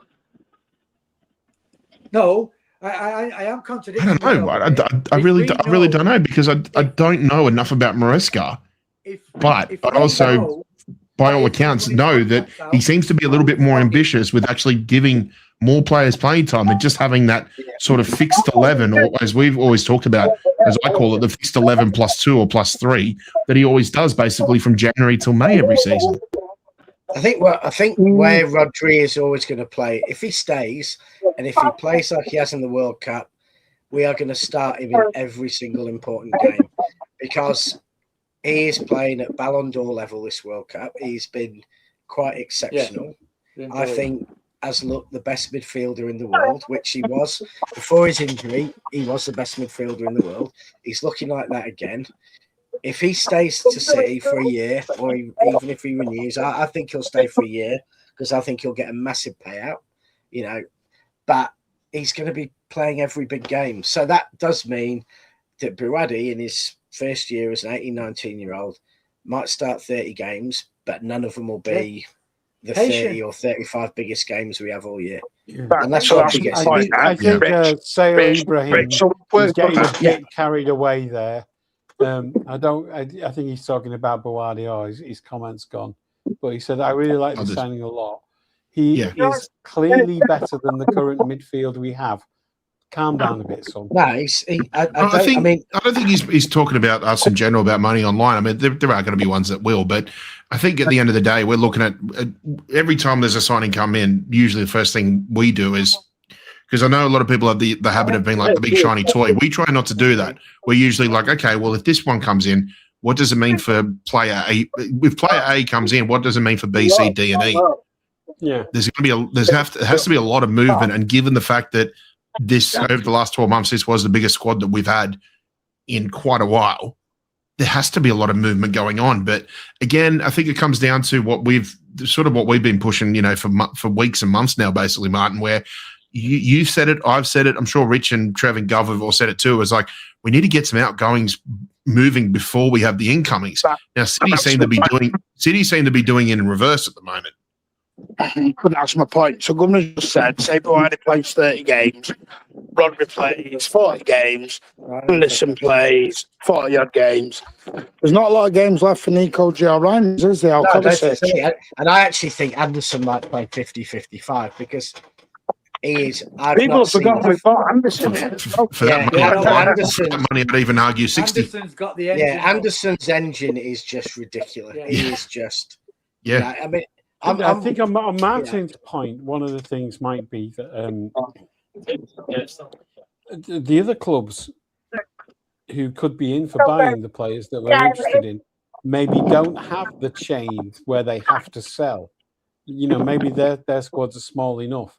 So the competition that's coming in for these great players that we're trying to sign, the reason why we're not selling before we buy is because if we wait, other clubs who don't have to sell will have bought them. I'm not underwater. Martin's underwater. Yeah, the man's still getting out of his wetsuit. Just give me 10, 15 minutes. I'll join back. No, all good, mate. All good. Take that bondage suit off. Yeah, I think wetsuit. I think I think if you think a player, Cyprus, mate, not Amsterdam. If you think a player's got a chance of being World 11 level, you've got to get him when you can. Yeah. You know, and I suspect for him, the biggest club you worry about is PSG. Now, PSG at the minute probably are the most blessed team in Europe with the midfield, and they've got young lads like Doué, so they maybe don't particularly need that position. But you know, we've got even if Rodri signed a 3-year contract tomorrow, he's had his big injury. He's the wrong side of 30. So whichever way you look at it, he's not 5 years before his peak. He's at some point starting to be less able to play as many games, more injury prone, and we've seen it with De Bruyne. We've seen it. Maybe Gundogan left at exactly the right time and then came back again. And in a way, he did a Vinny the first time and left at exactly the right time, but then he came back for one more year, which perhaps he shouldn't have done. But we've seen that, the decline's pretty quick when you get past your best, and we've seen, the drop off in a number of our players. And I just think that maybe this time we're thinking we don't want to let Rodri leave and have a massive drop off and not have someone ready. Is there an argument that I'm agreeing with you, Rich? Is there an argument that the amount of games that we play accelerates the drop off after 30? Oh, no doubt at all. And I think it's affected. I think the team football in general. The team of players I've seen it the most is perhaps some of the players at Liverpool, where I think the drop off on Klopp players was someone like Mane, Saka as well. Arteta has driven him into the ground. He's doing the same with Declan Rice too. Rice is the same. No, I think there's I think the Premier League is shortening players things, and I think Erling's all right because he wanders around for 80 minutes of the game anyway. So he's he doesn't kill himself. But at the end of the day, it comes down to man management and using them right. You don't flog them, right? You don't. If they, like we did with Bernardo, he was on his arse and he won't change the last 10, 15 minutes in a game. Get him off. Do you know what I mean?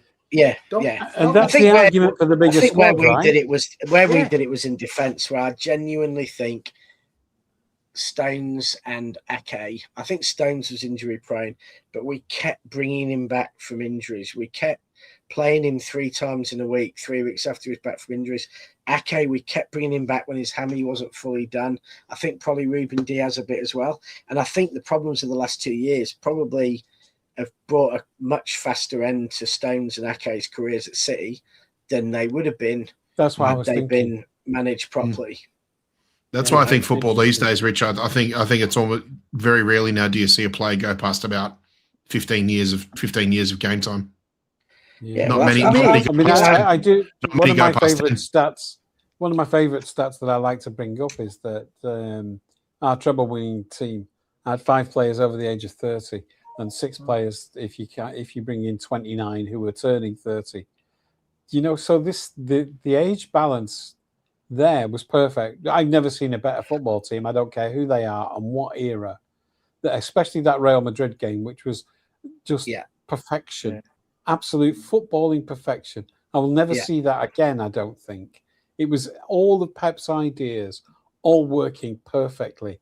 It was like a beautiful piece of music. It was ballet. It was just so fucking good. And half of those players, or 5 of those players, were 30 plus. And I think that's part of the recipe that's required. You need that balance of experience and youthful exuberance and energy and creativity. And of those players, every single one of them had tried and failed for the Champions League for about 5, 6, 7 years in a row. Yeah. So sooner or later, you felt like they were going to get it right eventually. And we still managed to win the league with them the next season, and then 4 of them were knackered. 4 of the defenders were just knackered the next season. I personally think if we didn't have that 4 in a row to chase, I think we would have had the clear out after the treble season. Maybe a clear out. I think we'd be back competing for league titles now a lot quicker. Yeah. It's a bit hindsighty, but I get it. It's a good argument. You know, I've had this debate with Ozzie many times, and ultimately, I'd rather have got. I think if we had a clear out, we wouldn't have got the 4-peat, and I'm happy we've got a 4-peat. Which I know, I mean that, but I mean, like, if the 4-peat didn't exist, or let's say we were just going for like a 2nd or 3rd Premier League title, I think we would have done the clear out after Istanbul. I mean, I've often said that we couldn't be clairvoyant after the 4-peat and see into the future that all 4 of our defenders will be fucked for most of the season, right? But actually, it wasn't necessary to be clairvoyant. It was perhaps, maybe a mistake that we didn't keep them, but reinforce after the 4-peat. But I think, and I think there's also the problem now that, because of the internationalisation of the Premier League, what do we have? 17, 18 players go to the World Cup. Same when Euros is on, you have 15, 16. I think the problem is that if you look at the last 5 years, we've had 2 World Cups, a Euros, and a World Club Championship. So our players have had one proper summer off to rest and genuinely recuperate in 5 seasons. So what I said, and they've got to wait another 12 months before they even get close to another one like that as well. That's what I admire so much about Bernardo, is that Bernardo averaged over 60 games for 9 years on the trot. What did we say? What did we say just before his last game? I think he averaged basically, if you wanted to put it as averages, basically 1 game injured per season. For 9 years, he was at our club. But he actually played. I think he played a top level game less than every 6 days for 9 years on average. He was just playing. And to be honest, I would say every time I looked at a game last season and quite a few of the other seasons, when you looked at the 22 players on the pitch, Bernardo was nearly always the one with the most kilometres in his legs. Yeah, ground so he was running 14 Ks or whatever, and everyone else. So he's doing that. He's running the most Ks in games, and he is playing 60, 70 games every season. And that's just... Is that why you guys are buzzing about Anderson? Because what Anderson's doing in the World Cup is like, well, there you go. There's our replacement for Bernardo in terms of covering ground every game. I think that's why I think Anderson will work. I think it's a breath of fresh air for Rodri, where you don't have to... See, this is my excitement about it, Anderson will do all the work. Rodri can play his game. Yeah. Rodri's going to look at Anderson after the first handful of games and be like, this is something I've been missing for a few years. And I think he's just really going to enjoy. Yeah. Oh, I like this. I like this a lot. What I like about Anderson also is that I saw a United fan saying about him about a few days ago. And I thought, have you actually ever watched him play side-to-side passing like he was like Ray Wilkins or something, playing again? And Anderson tries to pass forward all the time. His distribution for England alone in the last 3 games he's always trying to pass forward. He's always thinking about launching an attack. He's always passing forward. So I was looking at that, and I think he completed the most forward passes of a Premier League player last season. So he's not really a 6. He is really an 8. No. You know, Yeah. and you know, I think his crossing's good. I think his finishing could probably learn a bit. And you know, I think he probably hasn't quite got the touch of Bernardo, but he's got a physicality that goes in terms of pace and strength, which probably goes beyond him.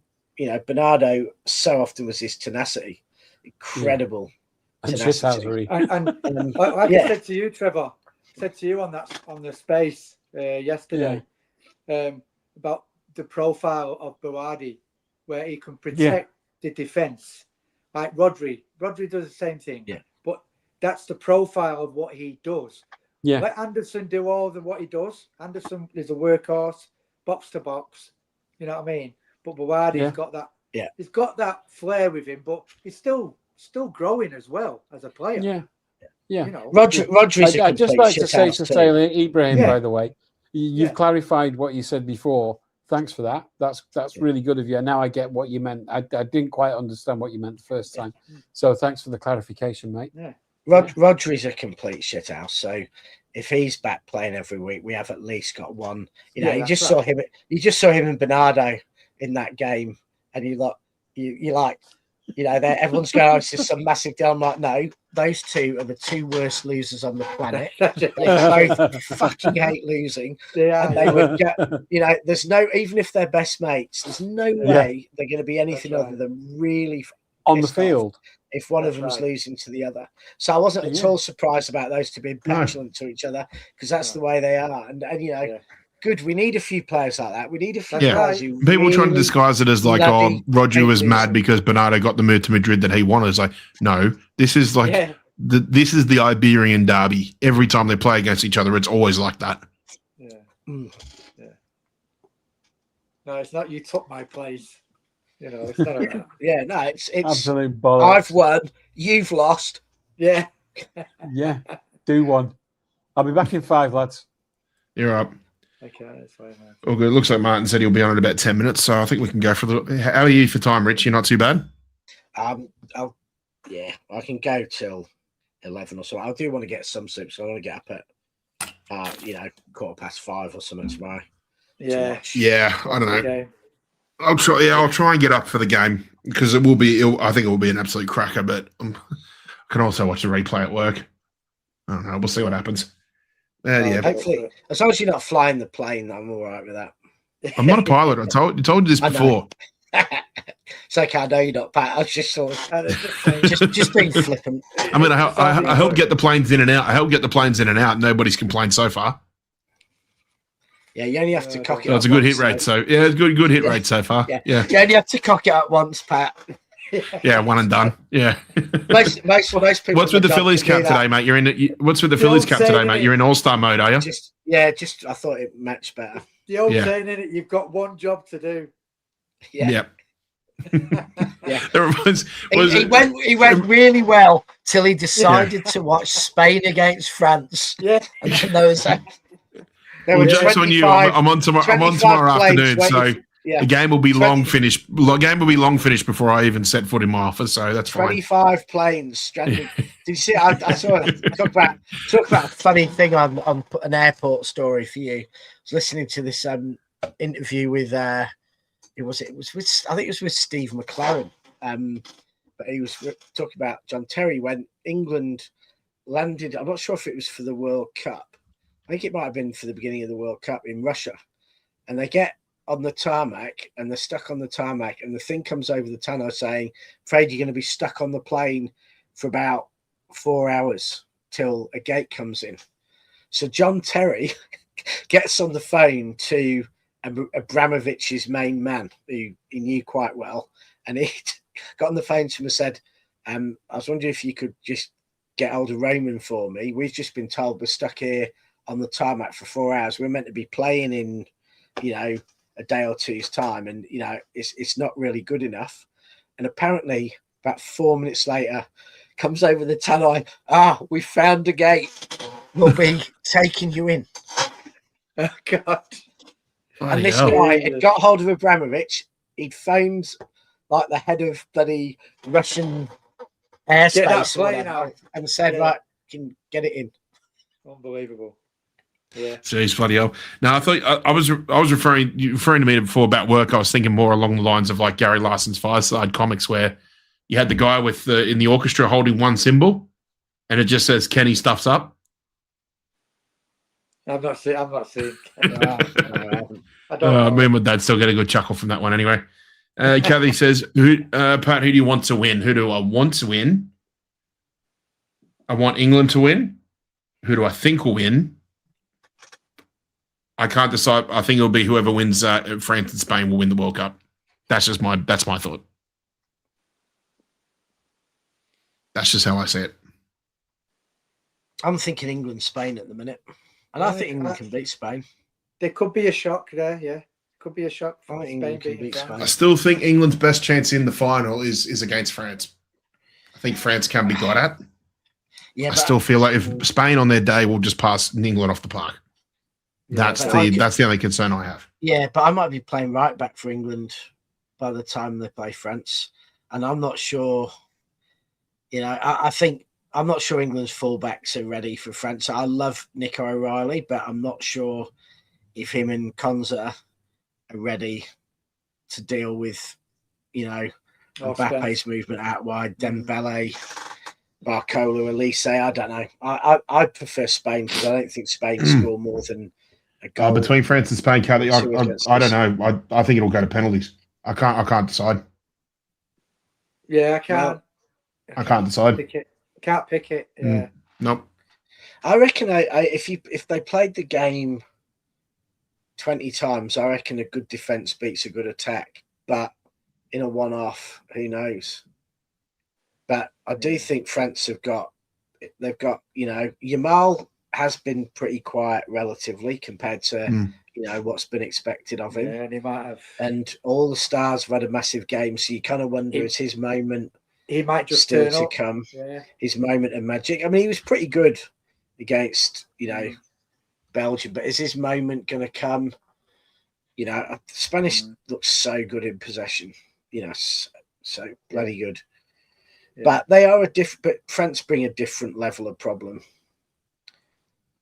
to a defence. The Spain haven't played anyone close to France's level. I think the key for Spain, is to go through is how much, I think, never mind Mbappe, I think how much can they neutralise Elise? Because Mbappe is always going to be a threat, but if they could keep Elise quiet, then I think they might be halfway there. There's no weak link really, is there? There's no weak link in a team that I can see. In France's? In both. Yeah, I mean, I think, there's no glaring weak links. There's no obvious one, is there? I don't rate Upamecano that much, but he has improved a lot in the last year. And I'm not sure. I think Spain lack a really elite striker.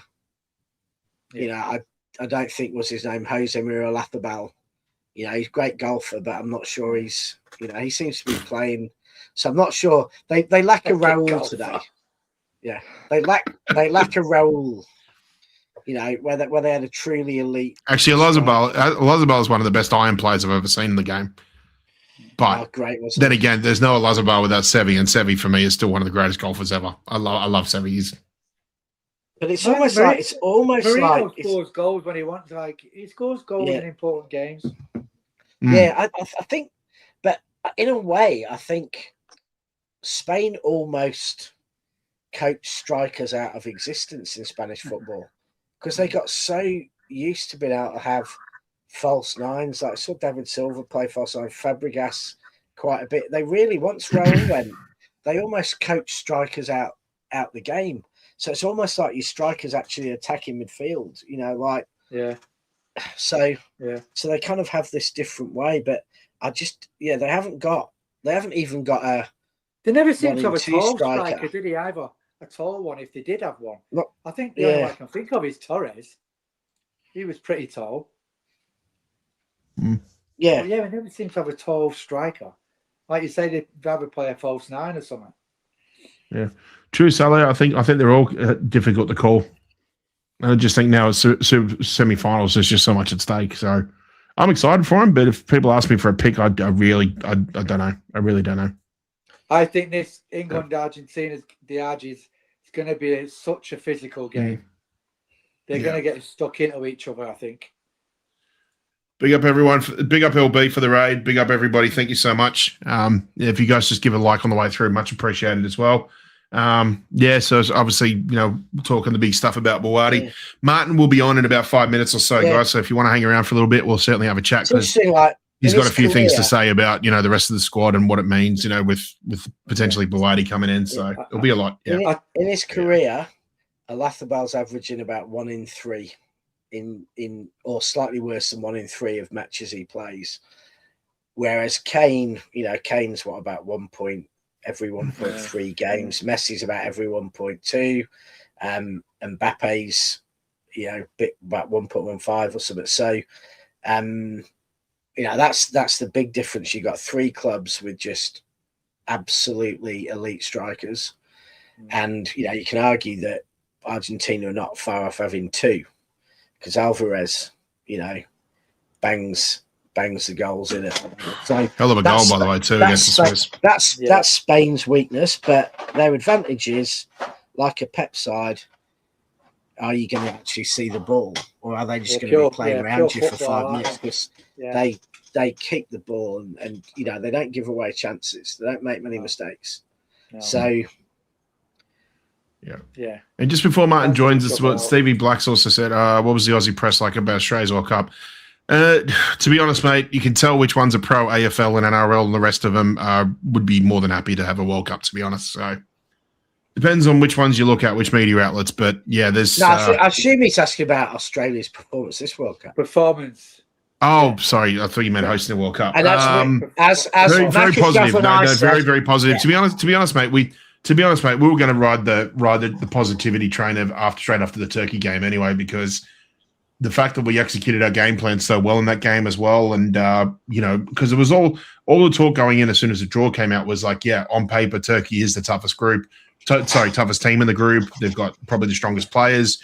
They were definitely the ones. Regardless of USA playing at home, everybody thought that Turkey were going to be the toughest ones, and we just had a fantastic game plan. We just choked the life out of them. Didn't really give them as many opportunities as everybody thought they were going to have, and we were just deadly on the break, and we made space when it was necessary, and we played a great game. And I think, given the fact that we did what we did against the toughest team in the group, should have been the toughest team in the group, basically paved the way for the rest of the group stage for us to qualify for the knockouts. So, while it was disappointing the way we went out against Egypt, I think whatever we did was always going to be a positive going forward, because this is still a very, very young Australia squad. I think the average age is about 22 or 23. Yeah. I can't see any reason why in 4 years' time in Spain, Morocco, Portugal, that they could go even further. 27, if that squad stays together, and I think having Tony Popovic, who's a huge part of Australian football, never mind just being the national coach as well too, he will definitely put a sense of not only national pride, but he'll galvanise that squad.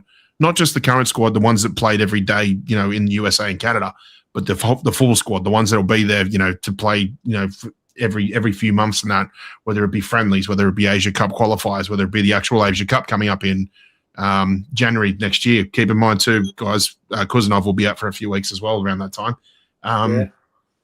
So I think as long as we keep at it with this current squad and this current squad of players, and keep pushing for more and more out of them, and knowing that they're only going to get better, they're going to get more. They're going to be, they're going to be more mature in the way they play. They're going to be better in the way they play. They're going to be reaching their primes and things like that too. We just keep at it, and I think we'll definitely be a lot more. We'll be even more impressive in 4 years' time. Hugely positive then for you guys. Very positive. Very positive. Getting out of the group was we said it. Pat said they had to get to the semi. I said quarters. I said it ambitiously. I said absolute. I said the absolute furthest. The furthest we could go was the quarterfinal. I remember you saying that. Yeah, I remember you saying the furthest, the absolute furthest. And that was based on. That was based on if we'd executed our game plan as good as we did, say, against Turkey, and if we had a bit of a favourable draw. Yeah. But getting out the group. By the way, big up to the LB Raiders. Hello, welcome. Yeah. I mentioned before. Yeah, thanks, mate. Yeah, all good. Yeah, so I'm kind of glad we got Blues down under back again after a couple of weeks, and you know what, less than an hour or two after we come on air, obviously everybody's going mad about Buwadi, and I'm sure Martin will be on shortly just to get just as mad himself, although he did seem a bit worked up, you know, trying to get out of his wetsuit. So, you know, if anybody's ever had to deal with that before, they're not easy, are they? Unpeeling. I think it's called an unpeeling if Martin's taking off a wetsuit. Yeah. He was probably some like walrus, like thinking, hey, I'm in there. Like, get away from me. Like, you can tell he's not live yet. I'm not a lady walrus. Go away. He's got Rich, he's gonna jump on. He's gonna jump on and go, that Neil the Seal is a right twat. Okay. When I lived in Phuket, people said to me, "Why don't I go on the beach very often?" I said, "Because Greenpeace keep trying to push me back into the water." I let you. That's a He's Bernard fine, Manning. that walrus has made him angry. He's ready to argue. Yeah. And I tell you what, space would be enough to make most people angry. Spaces are wild. Oh. Crazy, wasn't it? It's crazy, isn't Life, it? Oh, life is too short. Yeah. No, but you can have some great interactions on there and some not so good ones. But you know, it's kind of worth doing every day. But you know, sometimes I think the problem is there's too many idiots on there who don't know very much about what they're talking about. B, idiots have been emboldened in the world today to think, you know, that they're right, even when they're talking absolute rubbish. And C, people are doing it anonymously, so they all think they can behave like the Cray twins in terms of like, I'm a geezer, I'll kick your head in if you do, you know, except, you know, they're 12 sitting in mummy's basement, you know, in their, you know, door with the Explorer. What are you talking like that for, Kevin? You're not a gangster, you work at Aldi. Yeah, so it's like, and you get, but I mean, it's a gangster, innit? Blah, blah, innit? There's no such thing as halfway crooks. You're from Manchester. Stop talking like that, you bell end.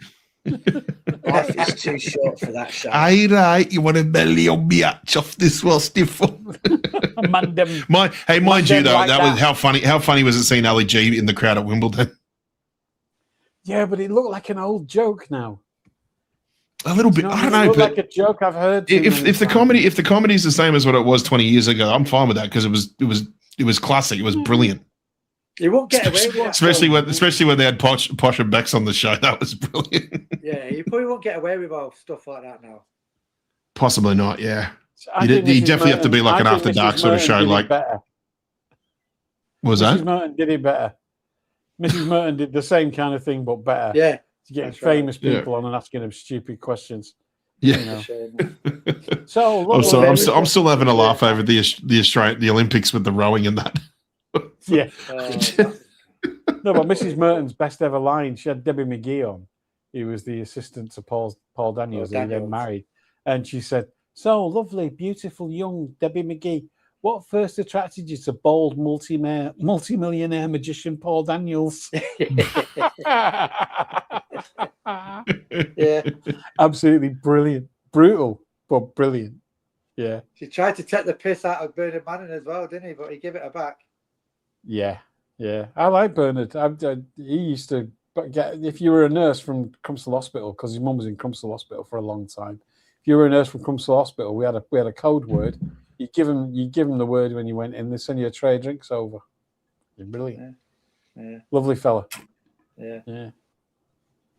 Anyway. So I think Nico O'Reilly is due a goal for England, and I think it's going to be tomorrow. Yeah, I thought he was going to get the winner against Norway, actually. Well, he was close, wasn't he?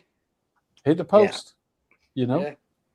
And he's been close on a couple of others. I think he's going to bang in a far post header. Because their defence is not great. How much freedom Tuchel's giving him. Yeah. How good was it, though, seeing at the end of the Switzerland game, the general back on the pitch and his natural... Oh, it's great seeing the general back. You know, because I've just been saying to the kids about Argentinians who played for City, who... Because my 13-year-old's, you know, was ranting about cheating Argies, which, I must have come from me somehow. But I did have to tell her there's some good non-cheating Argentinian footballers like Sergio and Pablo and the general. Yep. Yeah. It was, I think, still the biggest bone of contention between Alan and me. I love the general, and he reckons he's the worst player to ever play for City. Which quite clearly he wasn't. But Alan christened Rodri Plodri, which I recently found out. So Oh yeah, no, he wanted Pep out in first season. When we went on that bad run in about October, he's like, Pep out. He's never going to make it in English football. His game is not suited. I wish the messages went back that long. It would be priceless. No one could ever accuse him of not being a reactionary. Yeah, some of those old messages would just be absolutely brilliant. Then I had a bet with him, and he had to get a grade 2, and he never did it. I had a bet with him we'd make top 4, and he's like, "No, there's no chance of us getting European football." Of course, I'm right. Did he ever get his grade 2? No. Hang on, did you see where the police approached Ali G at Wimbledon and he said, I ain't no kiddie fiddler. I missed that. I remember when the cops came up and they said something about. He said, left him alone like they did. No, he did say something about. He said, "Oh, Prince." Well, he said the prince formerly known as Harry or something was he still owes me money from a deal that I did a few years ago or something. I've just looked at the markets, by the way, too. Nico O'Reilly's paying $10, 10 to 1 to anytime goal scorer. Rich, really? That's worth a quid. Yeah, that's worth a crap. He's due. He's so due. Yep. That's worth 50 pence, that, Trev. Yeah, $10 or a quid. That's me. It's worth a pretty that's penny. The size of my bets. I don't bet more because I sweat on the result. But I call them joy enhancers. Like I back Arsenal to get beat by 1 goal quite a lot, and I did very well out of that last season with just quids. I was up 35 quid in March when they stopped scoring. Yeah, they got beat by 1 goal a lot. Yeah. And, Trev, my favorite bet I ever did on Premier League or on Manchester City was it was after we'd had that loss in the derby in the Centurion season, the one where we should have won the league in the derby. Yeah. And I remember we'd organised a big event at this football warehouse, sort of, it's like a shop, but also a restaurant and a bar and that. And, I think with drinks and food for everybody, I think we paid like around about 400 or 500 quid or something like that for everybody. And, by the end of it, it's like, you have to pay the bill and everybody's miserable and all that sort of stuff. And then by the time, because I don't know if it was the next week or I think it might have been 2 weeks after or something. I remember I was still waiting to get paid. I was down to my last like 50 quid or something like that. And I was just coming home from a late shift at work. It'd been I think it was a really shit night at work and that. And I remember I was like, okay, I'll get paid in a couple of days. And then I thought, I've had a look at the Premier League fixtures. I'm like, okay, well, Rags are playing West Brom, 20th place at the Swamp. Obviously, Rags need a win. If they do anything other than a win, we win the title. And I look and I was like, okay, West Brom are paying 20 to 1 for the win. As I said, I was down to about my last $50, about 25 quid. Went to my local pub on the way home, and I was like, you know what? Let's just see how we go. Chucked it in there. As soon as I chucked it in there, scanned the ticket, put it on my app and everything like that. And then I went, obviously went home, had a quick meal, went to bed and everything. I woke up the next day, all of a sudden, bang, just messages from everybody. Oh, what's going on here? Oh, champions and that. And as soon as I looked at my app, I was like, oh, hang on, $1,000. Jay Rodriguez had obviously scored, in the second half. They won the game 1-0. City won the league, and yeah. Joy was enhanced. Brilliant. Yes, he was temporarily because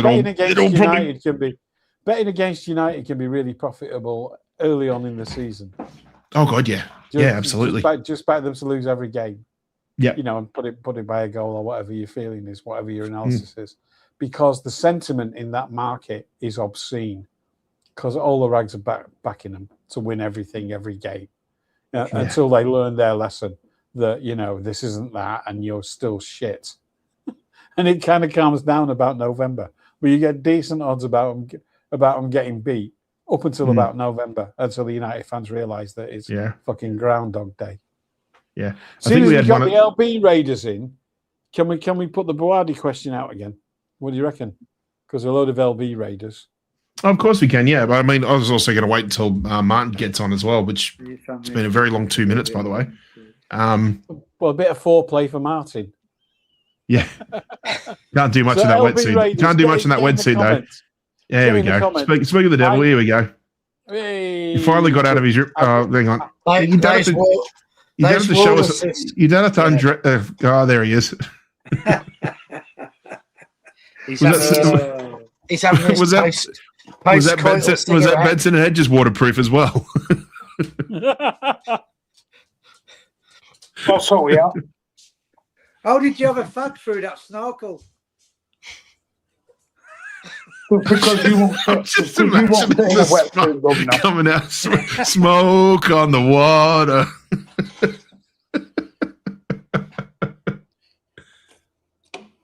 Yeah. How is it? Oh, good. Have you finished taking the piss out of the boss?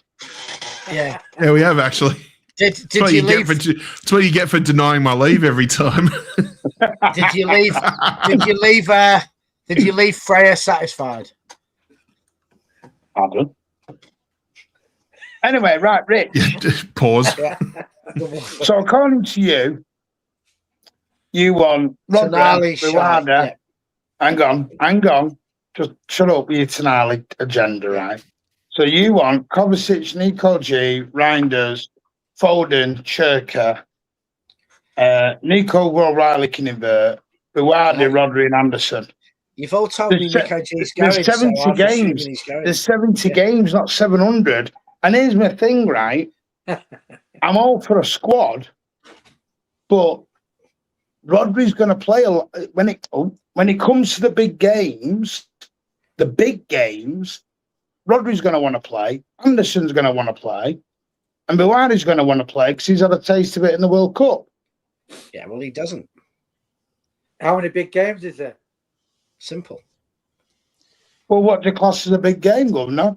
Well, this is what I'm saying. No, you said the big games.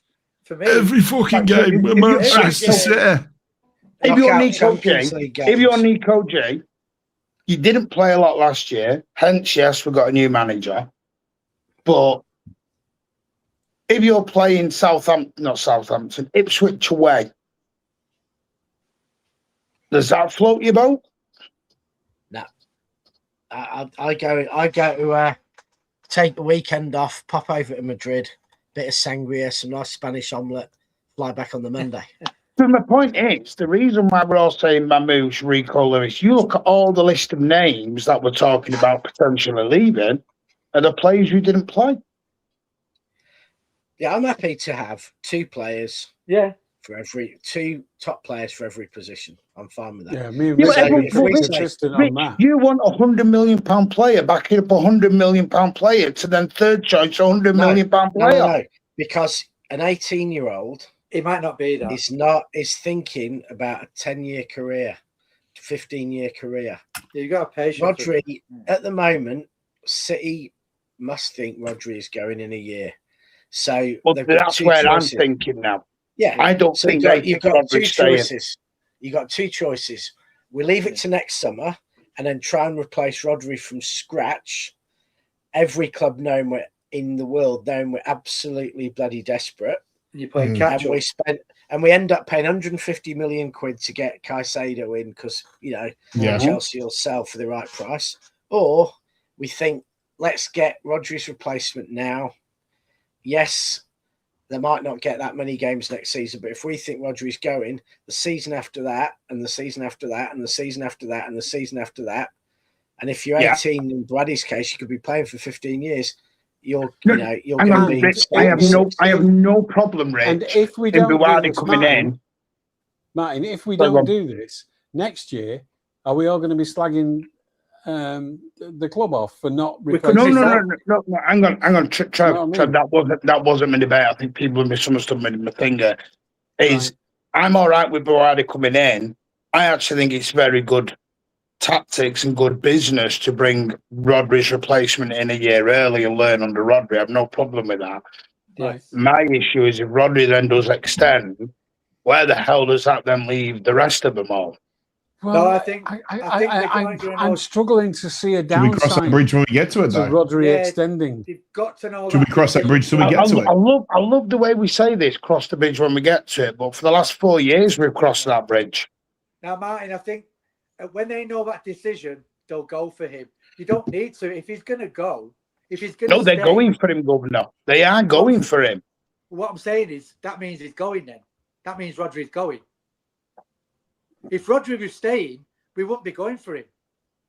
Maybe we would. I mean, if you just look at if you look at a face value for what it is now, you're looking at, okay, this young 18-year-old who's been showing really a lot of promise in the French league and all that sort of stuff.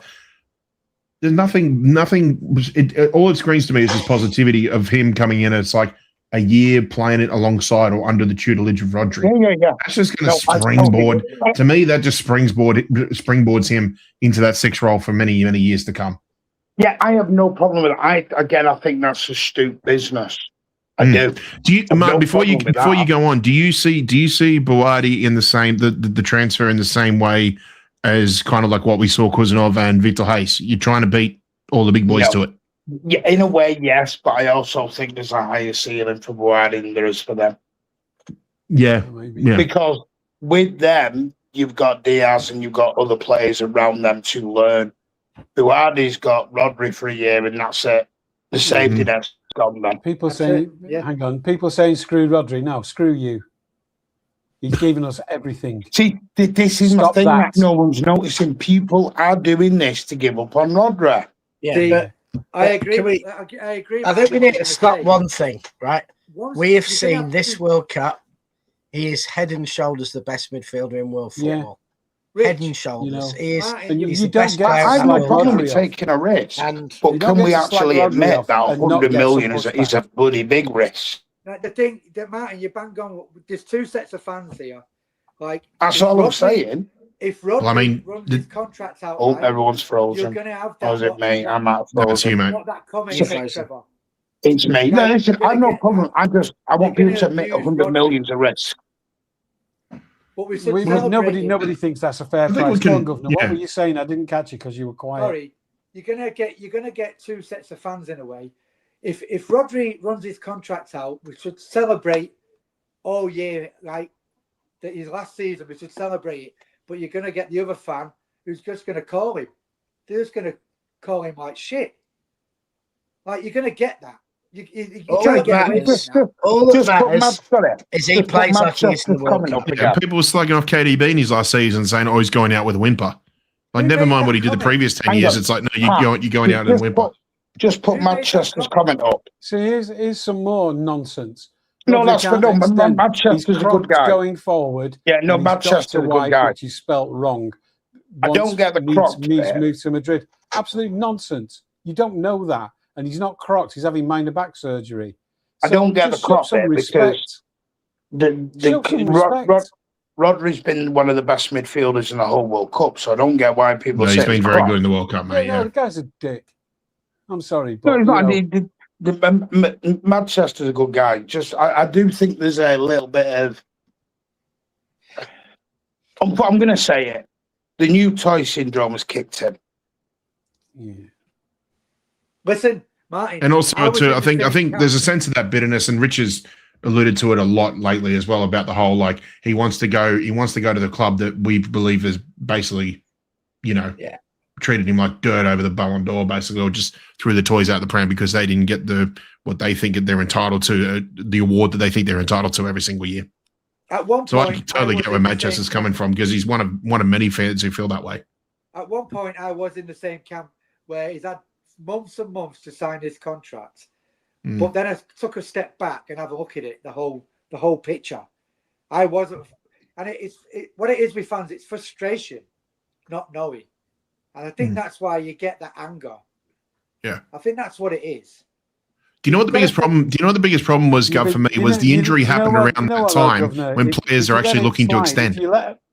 If you let abuse slide, it lets other people who are in the chat think that that's acceptable. Yeah, the bandwagon. So you've got to call it out. Yeah. Oh God, yeah, of course. The reality is, you end up with a channel like Goldbridge. or any of the other wankers. Yeah, You know, all they do is slag the team off. The reality is with it, you know, and we've got to be, you know, I know Martin said this before, but it's in Rodri's interest to run his contract down. Yeah, he renewed with City. He'd had a deal 300k a week for 4 years. If he doesn't renew with City, he gets that 300k a week for the first 2 years. He then gets a free transfer, which means he can say to any club wanting to sign him, I want a 50 million signing on fee, because he's probably worth 50 million as a transfer fee. And if he goes, that all goes to him and his agent. And, you know, knowing Rodri, it's probably his agent's probably himself or something, because he's like not fast. So he's probably, by not renewing, he's probably getting 50 million. Now, I don't know what tax he pays on that, whether it's through a business or he's just paying income tax, but let's say that's 30 million. Now, that's a level of money that, you know, goes through to your grandkids. You know, it sets him and his family. Yeah, and my problem with Rodri is if he goes to Madrid, because I think that would be a disgrace after their behaviour. But, you know, if you offered me 30 million, I'd probably extra. I'd be absolutely rubbish for him as well. So I'd actually guarantee them failure. Can I just kick back on something? Everyone's doing this, which I understand this. Rodri can rotate. Rodri needs a rest. I get all that. Is Rodri resting at the World Cup? Are Spain rotating Rodri around? Yeah, but it's not 3 games a week. Man. No, but my point is, he's going to rotate in Madrid if he goes to Madrid. Well, the games are easy there, aren't they? It's a hard. No, people have got this. No, but government plays. People have got this idea that players want to rotate. They don't want to rotate. They want to play. I know they do, but it comes down to man management, doesn't it? I don't get where this rotate comes from, because, again, anyone name a player, top managers who rotate? So it's obviously a fan thing. It's obviously a fan thing, because I think the problem is I think fans demand rotation because they're probably just terrified of players getting long-term injuries. Yeah, when Mo Salah got dropped or rested for Liverpool, what did he do? So he's at the Prem. Right. I don't get this rotation bit. I'm not bothered about other clubs. I just think if you. No, I'm just telling you how top players think. Just use an example, yeah. I know what you're saying. I know what you're saying, Martin, and I agree with you that players just want to play. But it comes down to man management. If they're dead on their ass, that last 10, 15 minutes, these players on the bench aren't playing 90 minutes. They're coming on for 10, 15 or 20. Depending on injury. And honestly, if you're playing at Portman Road on Saturday and then you're playing at Bayern Munich on Tuesday, I reckon a lot of our players will be quite happy taking the Saturday off. Well, some have it. You know what player? Addo's comment. Addo 17. That's Venom, by the way, Trev. It's Venom, right? Yeah. But we as fans also have a right to look towards the future in our club that we support. Some of us are club first over players. Okay, if he wants to leave and go on a free, don't expect fans to glaze you. That's fine. I don't expect fans to glaze him. What I also don't expect is for fans to start slagging him off. And can I ask Venom a question on that then? Did he glaze Aguero? Did he glaze KDB? Did he glaze David Silva? It's not even that. It's just I think it comes there are people slagging him off, and we owe him nothing, and he owes us nothing.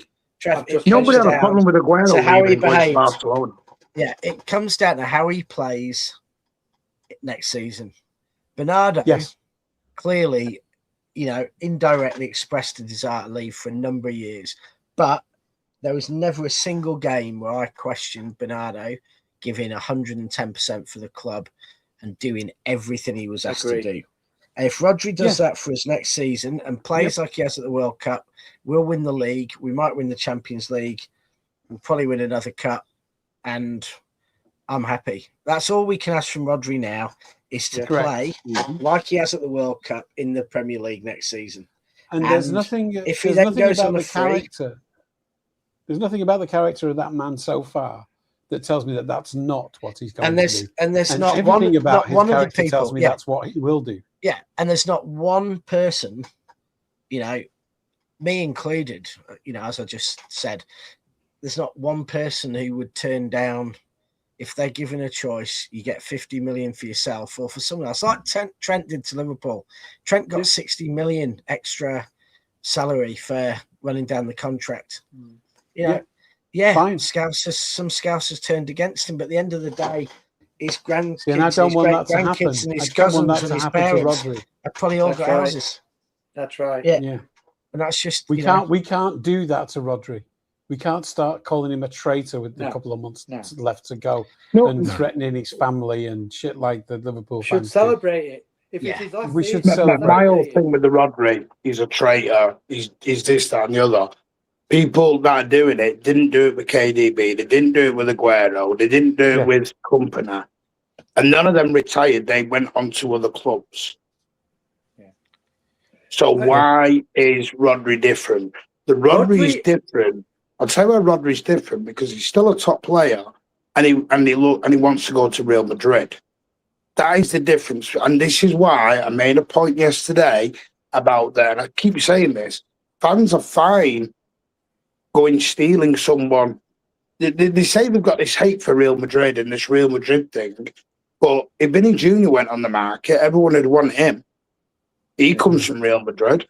But when someone leaves City to go to Real Madrid, it's a different scenario. I just want it on record, Martin. I hate Real Madrid.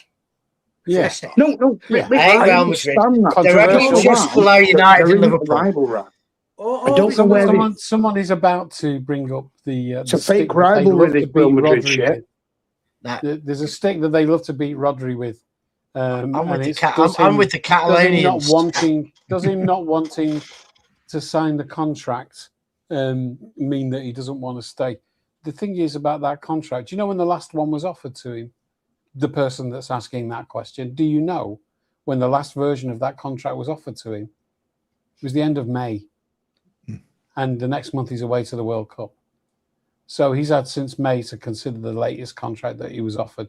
And that's from credible reporting, several sources, including Ornstein. Martin, Trevor, that was the last contract. He's had since May to decide on the biggest contract of his life, probably, because this is his last big contract. He's not going to say yes immediately. Rodri's actually explained it himself. He said he'll make a decision after the World Cup. We just go with that. That's it. And the reason why I get back to Martin's question, why people are giving Rodri stick that didn't give Aguero or Vinny or another number of play sticks, is we felt we'd had the best of them all, and they were a shell of their former selves when they left. Yes, great point. We're seeing in this World Cup that Rodri is still up there as the best midfielders in the world, and losing a player who you feel you're losing when they're in their prime hurts a lot more than losing a player you think, well, they haven't been their best for 3 years. And Aguero especially to Real Madrid. Yeah, and most of those players, Vinny, same with Stones, Bernardo's an exception. Most of those players have left when injury has meant and age has meant that they just are nothing close to what they were when they were at their best. And Rodri probably still is. You know, judging by this World Cup, he's playing as well as he ever has. Oh, okay, hang on. Just leave that comment on 1 minute. Someone said that man disagree, which is fine. We wouldn't disagree with that. It's not the new toy, it's they want the clarity. So here's my question back. Who is that? Sorry, who is it who said it? I don't know. I've not got my glasses on.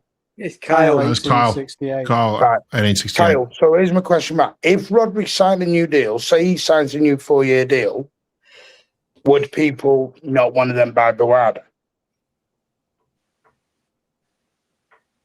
But he said clarity and honesty. Rodri has said he'll make his decision after the World Cup. What more can he say? Clear and honest to my ears. That's right. No, that's what I'm saying. People have manufactured another narrative from nothing. I've also looked at it from the perspective of Rodri, because when you think about when the injury actually occurred, that's usually around the time of your contract where you're probably looking at renewing with the club. Because they usually say if it starts getting below about 2 years left in your contract, that's when sort of like the writing starts to form on the wall.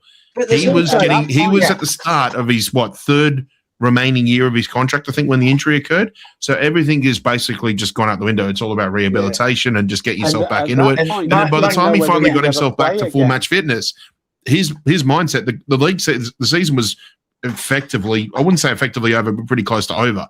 And then by the time he's actually at full match fitness, it's the end of the season. He can focus all his time and energy on training winning the World Cup. Think here, right? There's a very specific thing here about clarity and honesty, right? Firstly, the footballer is employed by the club. So if they owe clarity and honesty to anyone, it's not the whole general public, because you don't just go and personally tell City fans on the quiet. You're telling the whole world. You don't owe the whole world clarity and honesty. If you owe anyone clarity and honesty, it's the manager of the club, firstly, right? Yeah. Secondly, if he wants to go back, because, you know, some of these players in relationships, their wife or girlfriend might be completely miserable and they might say, our relationship's over if you can't come back to Spain. I'm going to take our child back to Spain because I can't live here, right? You don't owe to have to go and tell the whole world that you'd be broken if your 2-year-old kid went back to Spain or your other half went back to Spain. That's your business. So I don't think it's anything about clarity and honesty. And quite frankly, if he came out and said, which is probably the main honest reason, if I don't re-sign for City, I can get a £50 million signing on fee. He would be merciless, even though every player who's ever run down a contract has done it for that reason. He would be mercilessly slagged off. Fair. And I just don't want to I just want to bring something up that no one talked about. I did look for it. I did try and look for a show that talks about it. Let's put ourselves in Rodri's head and Nico G's head and Reinder's head right now. You're sat there. Manchester City are potentially going to spend 200 million plus on 2 midfielders. One's in, one they're trying to buy. Are you looking at that as competition, or are you looking at that as, oh, hang on a minute, they're looking at replacing me here? And I know everyone will go competition, rotation, blah, blah, blah. Rodri's 29, 30. Do you think Rodri at 30 wants to start doing competition? Trev made a great point earlier. He's going to sign the most important contract of his career, the next one. Do you think at 30? You think at 30 he wants to start competing for his place? I don't think he's. No, I think he'd be one of the few players in the world where you would guarantee him a start. He's guaranteed. Right. So there's my point. So where does Buhari and Anderson fit? Well, I mean, I think we dealt with that question. I think we dealt with it. No, I don't think we have, because Carl Walker made an interview on this, and Carl Walker said, this is my point. Carl Walker did an interview on TalkSport and said, from a player's perspective, they don't think like rotation. They think, oh, why are you doing this? Answer your question then. Put your question to yourself. He's telling me, Trev, that I think Rodri's not going to sign a contract, and I think the club know that. That's why you're going for the second midfielder. Yeah, I think so. I think that's my overall feeling about it. The club know Rodri's not going to extend. I think the club don't know, and I don't really think that that's very strong evidence that they're trying to sign other players. Well, from a former footballer, that the club know. I just don't. I think we're guessing and we're trying to find evidence. A former player, Trev, who knows these players intimately and played with them and was in the same dressing room for 6 years. I think that's the only reason, Trevor. I think that's the only reason. Yeah, Trev, I'll disagree. I'll disagree on this thing. I think the comments Rodri made in Spain were absolutely deliberate by Rodri, and Rodri does want to go back to Spain and he's going to run down his contract and probably knows 1 or 2 clubs he can go to on a free and get 50 million signing on fee in a year. We will. I don't think any of us can say it with any confidence if you read the whole interview, not just the bit. Yeah, but he's done 1,000 interviews like that before, and he's never made a comment like that before. If you're a player in Spain being interviewed by Spanish media whilst you're actually in Spain, and somebody puts a hypothetical about Real Madrid, what are you saying? But Trev, he had that hypothetical question 100 times before. Okay, then. Rich, I wasn't aware of that. No, he's always Rich, this is where I'm Rich. I'm going to knock one right back. He's a very clever bloke, Rodri. He's absolutely in control. Okay, then. So, Rich, why aren't you mad at Haaland's dad? Because Haaland's dad, I'm just like, it's not Haaland, is it? No, hang on. No, let's not. No. See, man, we're doing this picking what we want to pick here and what we don't want to pick. No. I have no problem with the interview. Martin, Haaland's dad came out. With respect, they asked him about Real Madrid. I've listened to the full interview, and he said he's very happy but we don't know what the future holds. I am not going to hold Haaland responsible for what his dad says any more than I'm going to hold my kids responsible. We all know his for what I dad's say, spokesman. or anyone's. Doesn't matter. But he was there is a difference. There is a difference between what you say yourself. Oh, I love the way some players get a different line away. But some situations can be different. To be fair, Haaland said it. To be honest, Rodri's not going to stay at City for 10 years. No, is he? What I want is for every British media person in football to start asking every single decent Real Madrid player a hypothetical. Would you ever consider playing for Manchester City one day? I just want them to start asking that of Real Madrid players, because this is what Real Madrid do. Their media are propaganda for them, and they use their media to unsettle players. And we've seen them do it to our players before, and I've seen them do it to other teams' players. And so people now, because that old lady is dying, I'm telling you now, Real Madrid have got problems, right? People now need to start doing it back to them, and I bet they won't fucking like it. Well, put it on the other foot. Funny you say that. Sorry, Gav, just quickly. Funny you say that, Trev, because don't run like that. Yeah. But remember, it's funny because I saw that thing that Simon Jordan said on Talk Show. Our media bods are told what to say sometimes. Sorry, what was Pat saying? Sorry. Oh, just Simon Jordan said on Talk Show the other day when Haaland was, obviously the talk of the world, basically. And he was saying, like, oh, Haaland going to Madrid is not a case of if, it's a case of when. And it's like, says who? Yeah. Oh, it says Jordan for money. Put it on the other one. Exactly. Says who? And it's funny you say that, because now all of a sudden there's a little bit of rumors going around that maybe City might be interested in Valverde. Like, they're so quick they'll be quick to quash those rumors, won't they? And you could put Vinicius Junior, that'll be dead as well. Bellingham. If media went over to Bellingham and said, "Would you like to finish your career back in England?" Like, and see what the answer is. Playing for Arsenal, You know what I mean? hypothetically. He's already said he wants to go back to Birmingham. Oh, if Birmingham get back to the Premier League by the time he reaches his 30s, he'll go back there for sure. Yeah. But look, guaranteed. It'll be like the Emperor of Brum. I'm going for a cocktail and jumping in the pool. Pina colada. I'm more than sex on the beach. I'm more than happy with Buada. No, just wanted to drink, you sick freak. I think Buada's a good player. I think he's got natural ability. Listen, I'm not going to lie. It's not my money, but I do think the price is a little inflated. I think it's about 30-40 million quid overinflated, but hey ho, I think it's not my money. It's not my money. Let them do what they want to do.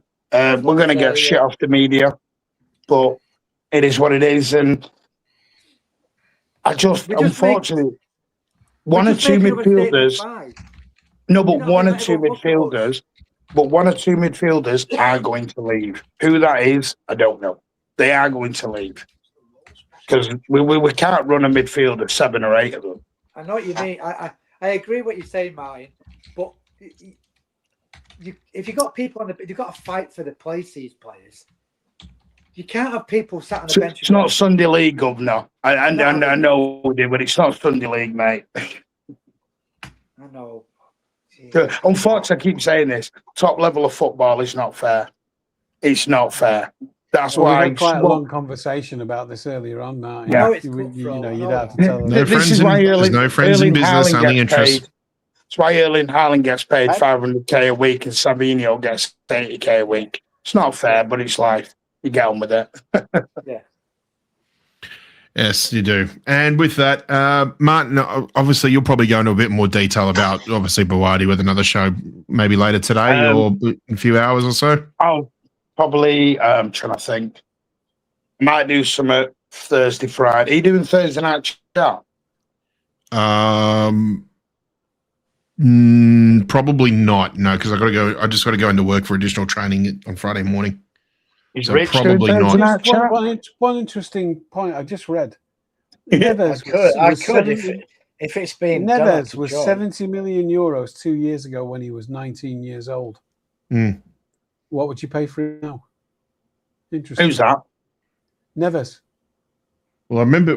Well, City were interested at the time, Trev, but Benfica kept saying to us that you got to pay the release clause. The release clause at the time was like 110 million euro or something. Yeah, that's another thing people don't realise. City and PSG had two different values put on their head. PSG got it for a lower value. We got him at a higher value. Which is always the case with EU clubs. EU clubs always get lower transfer fees. But at 1970 million, I'm just saying that as a perspective on the Bawadi fee. Yeah. No, well, what I mean is City were never going to get him at 70 mil. The 70 million option wasn't available for us. Separate point. I get it. Yeah. Listen, I gotta go. I don't know why that goes on in football. I think that's anyway, Trev. Thanks, mate. Thanks for coming on. Unfortunately, there's a hierarchy in football, and I'm going to say, I've said this for a long time, the City owners are not liked, and City as a football club are not liked. Because we do things better. Yeah, it is what it is. Mm-hmm. But yeah, we're off spending. We might do some on Thursday, we might do some on Friday. I'll try and fit it around the missus. Keep her happy. Too easy. All right, guys, and with that, we'll leave it at that anyway. But big thanks to everybody who was part of the chat tonight. Smash the likes on your way out as well too. As Martin said, we'll look forward to Thursday night chat. Plenty of talk, obviously. Blues Brothers. Just push. There's loads of Blues Brothers out, new ones on the channel. Ian Bell's out at the moment. I believe you did one with Ian Bell as well too. So not a cricket from. There's one with JSGC coming up in the next couple of weeks. One with me. We're trying to get Pat, Rich, and we're trying to get the group to come on and do one as well. Because I want to know why Pat became a City fan in 2010. Are you talking about me? I thought, you talking about me? Yeah, it'll just end up being a 2016, mate, when Pep came in. No, you didn't. No, you became a fan when Seattle came in. No, Seattle was already settled, mate. I just came in when bloody it probably was Seattle in the end. Oh, apparently Alan wants to do one, but we can't go back to the black and white days of Well, no. In his case, it's only just the white days. Wow. Okay. He went down that road. Hang on. In that case.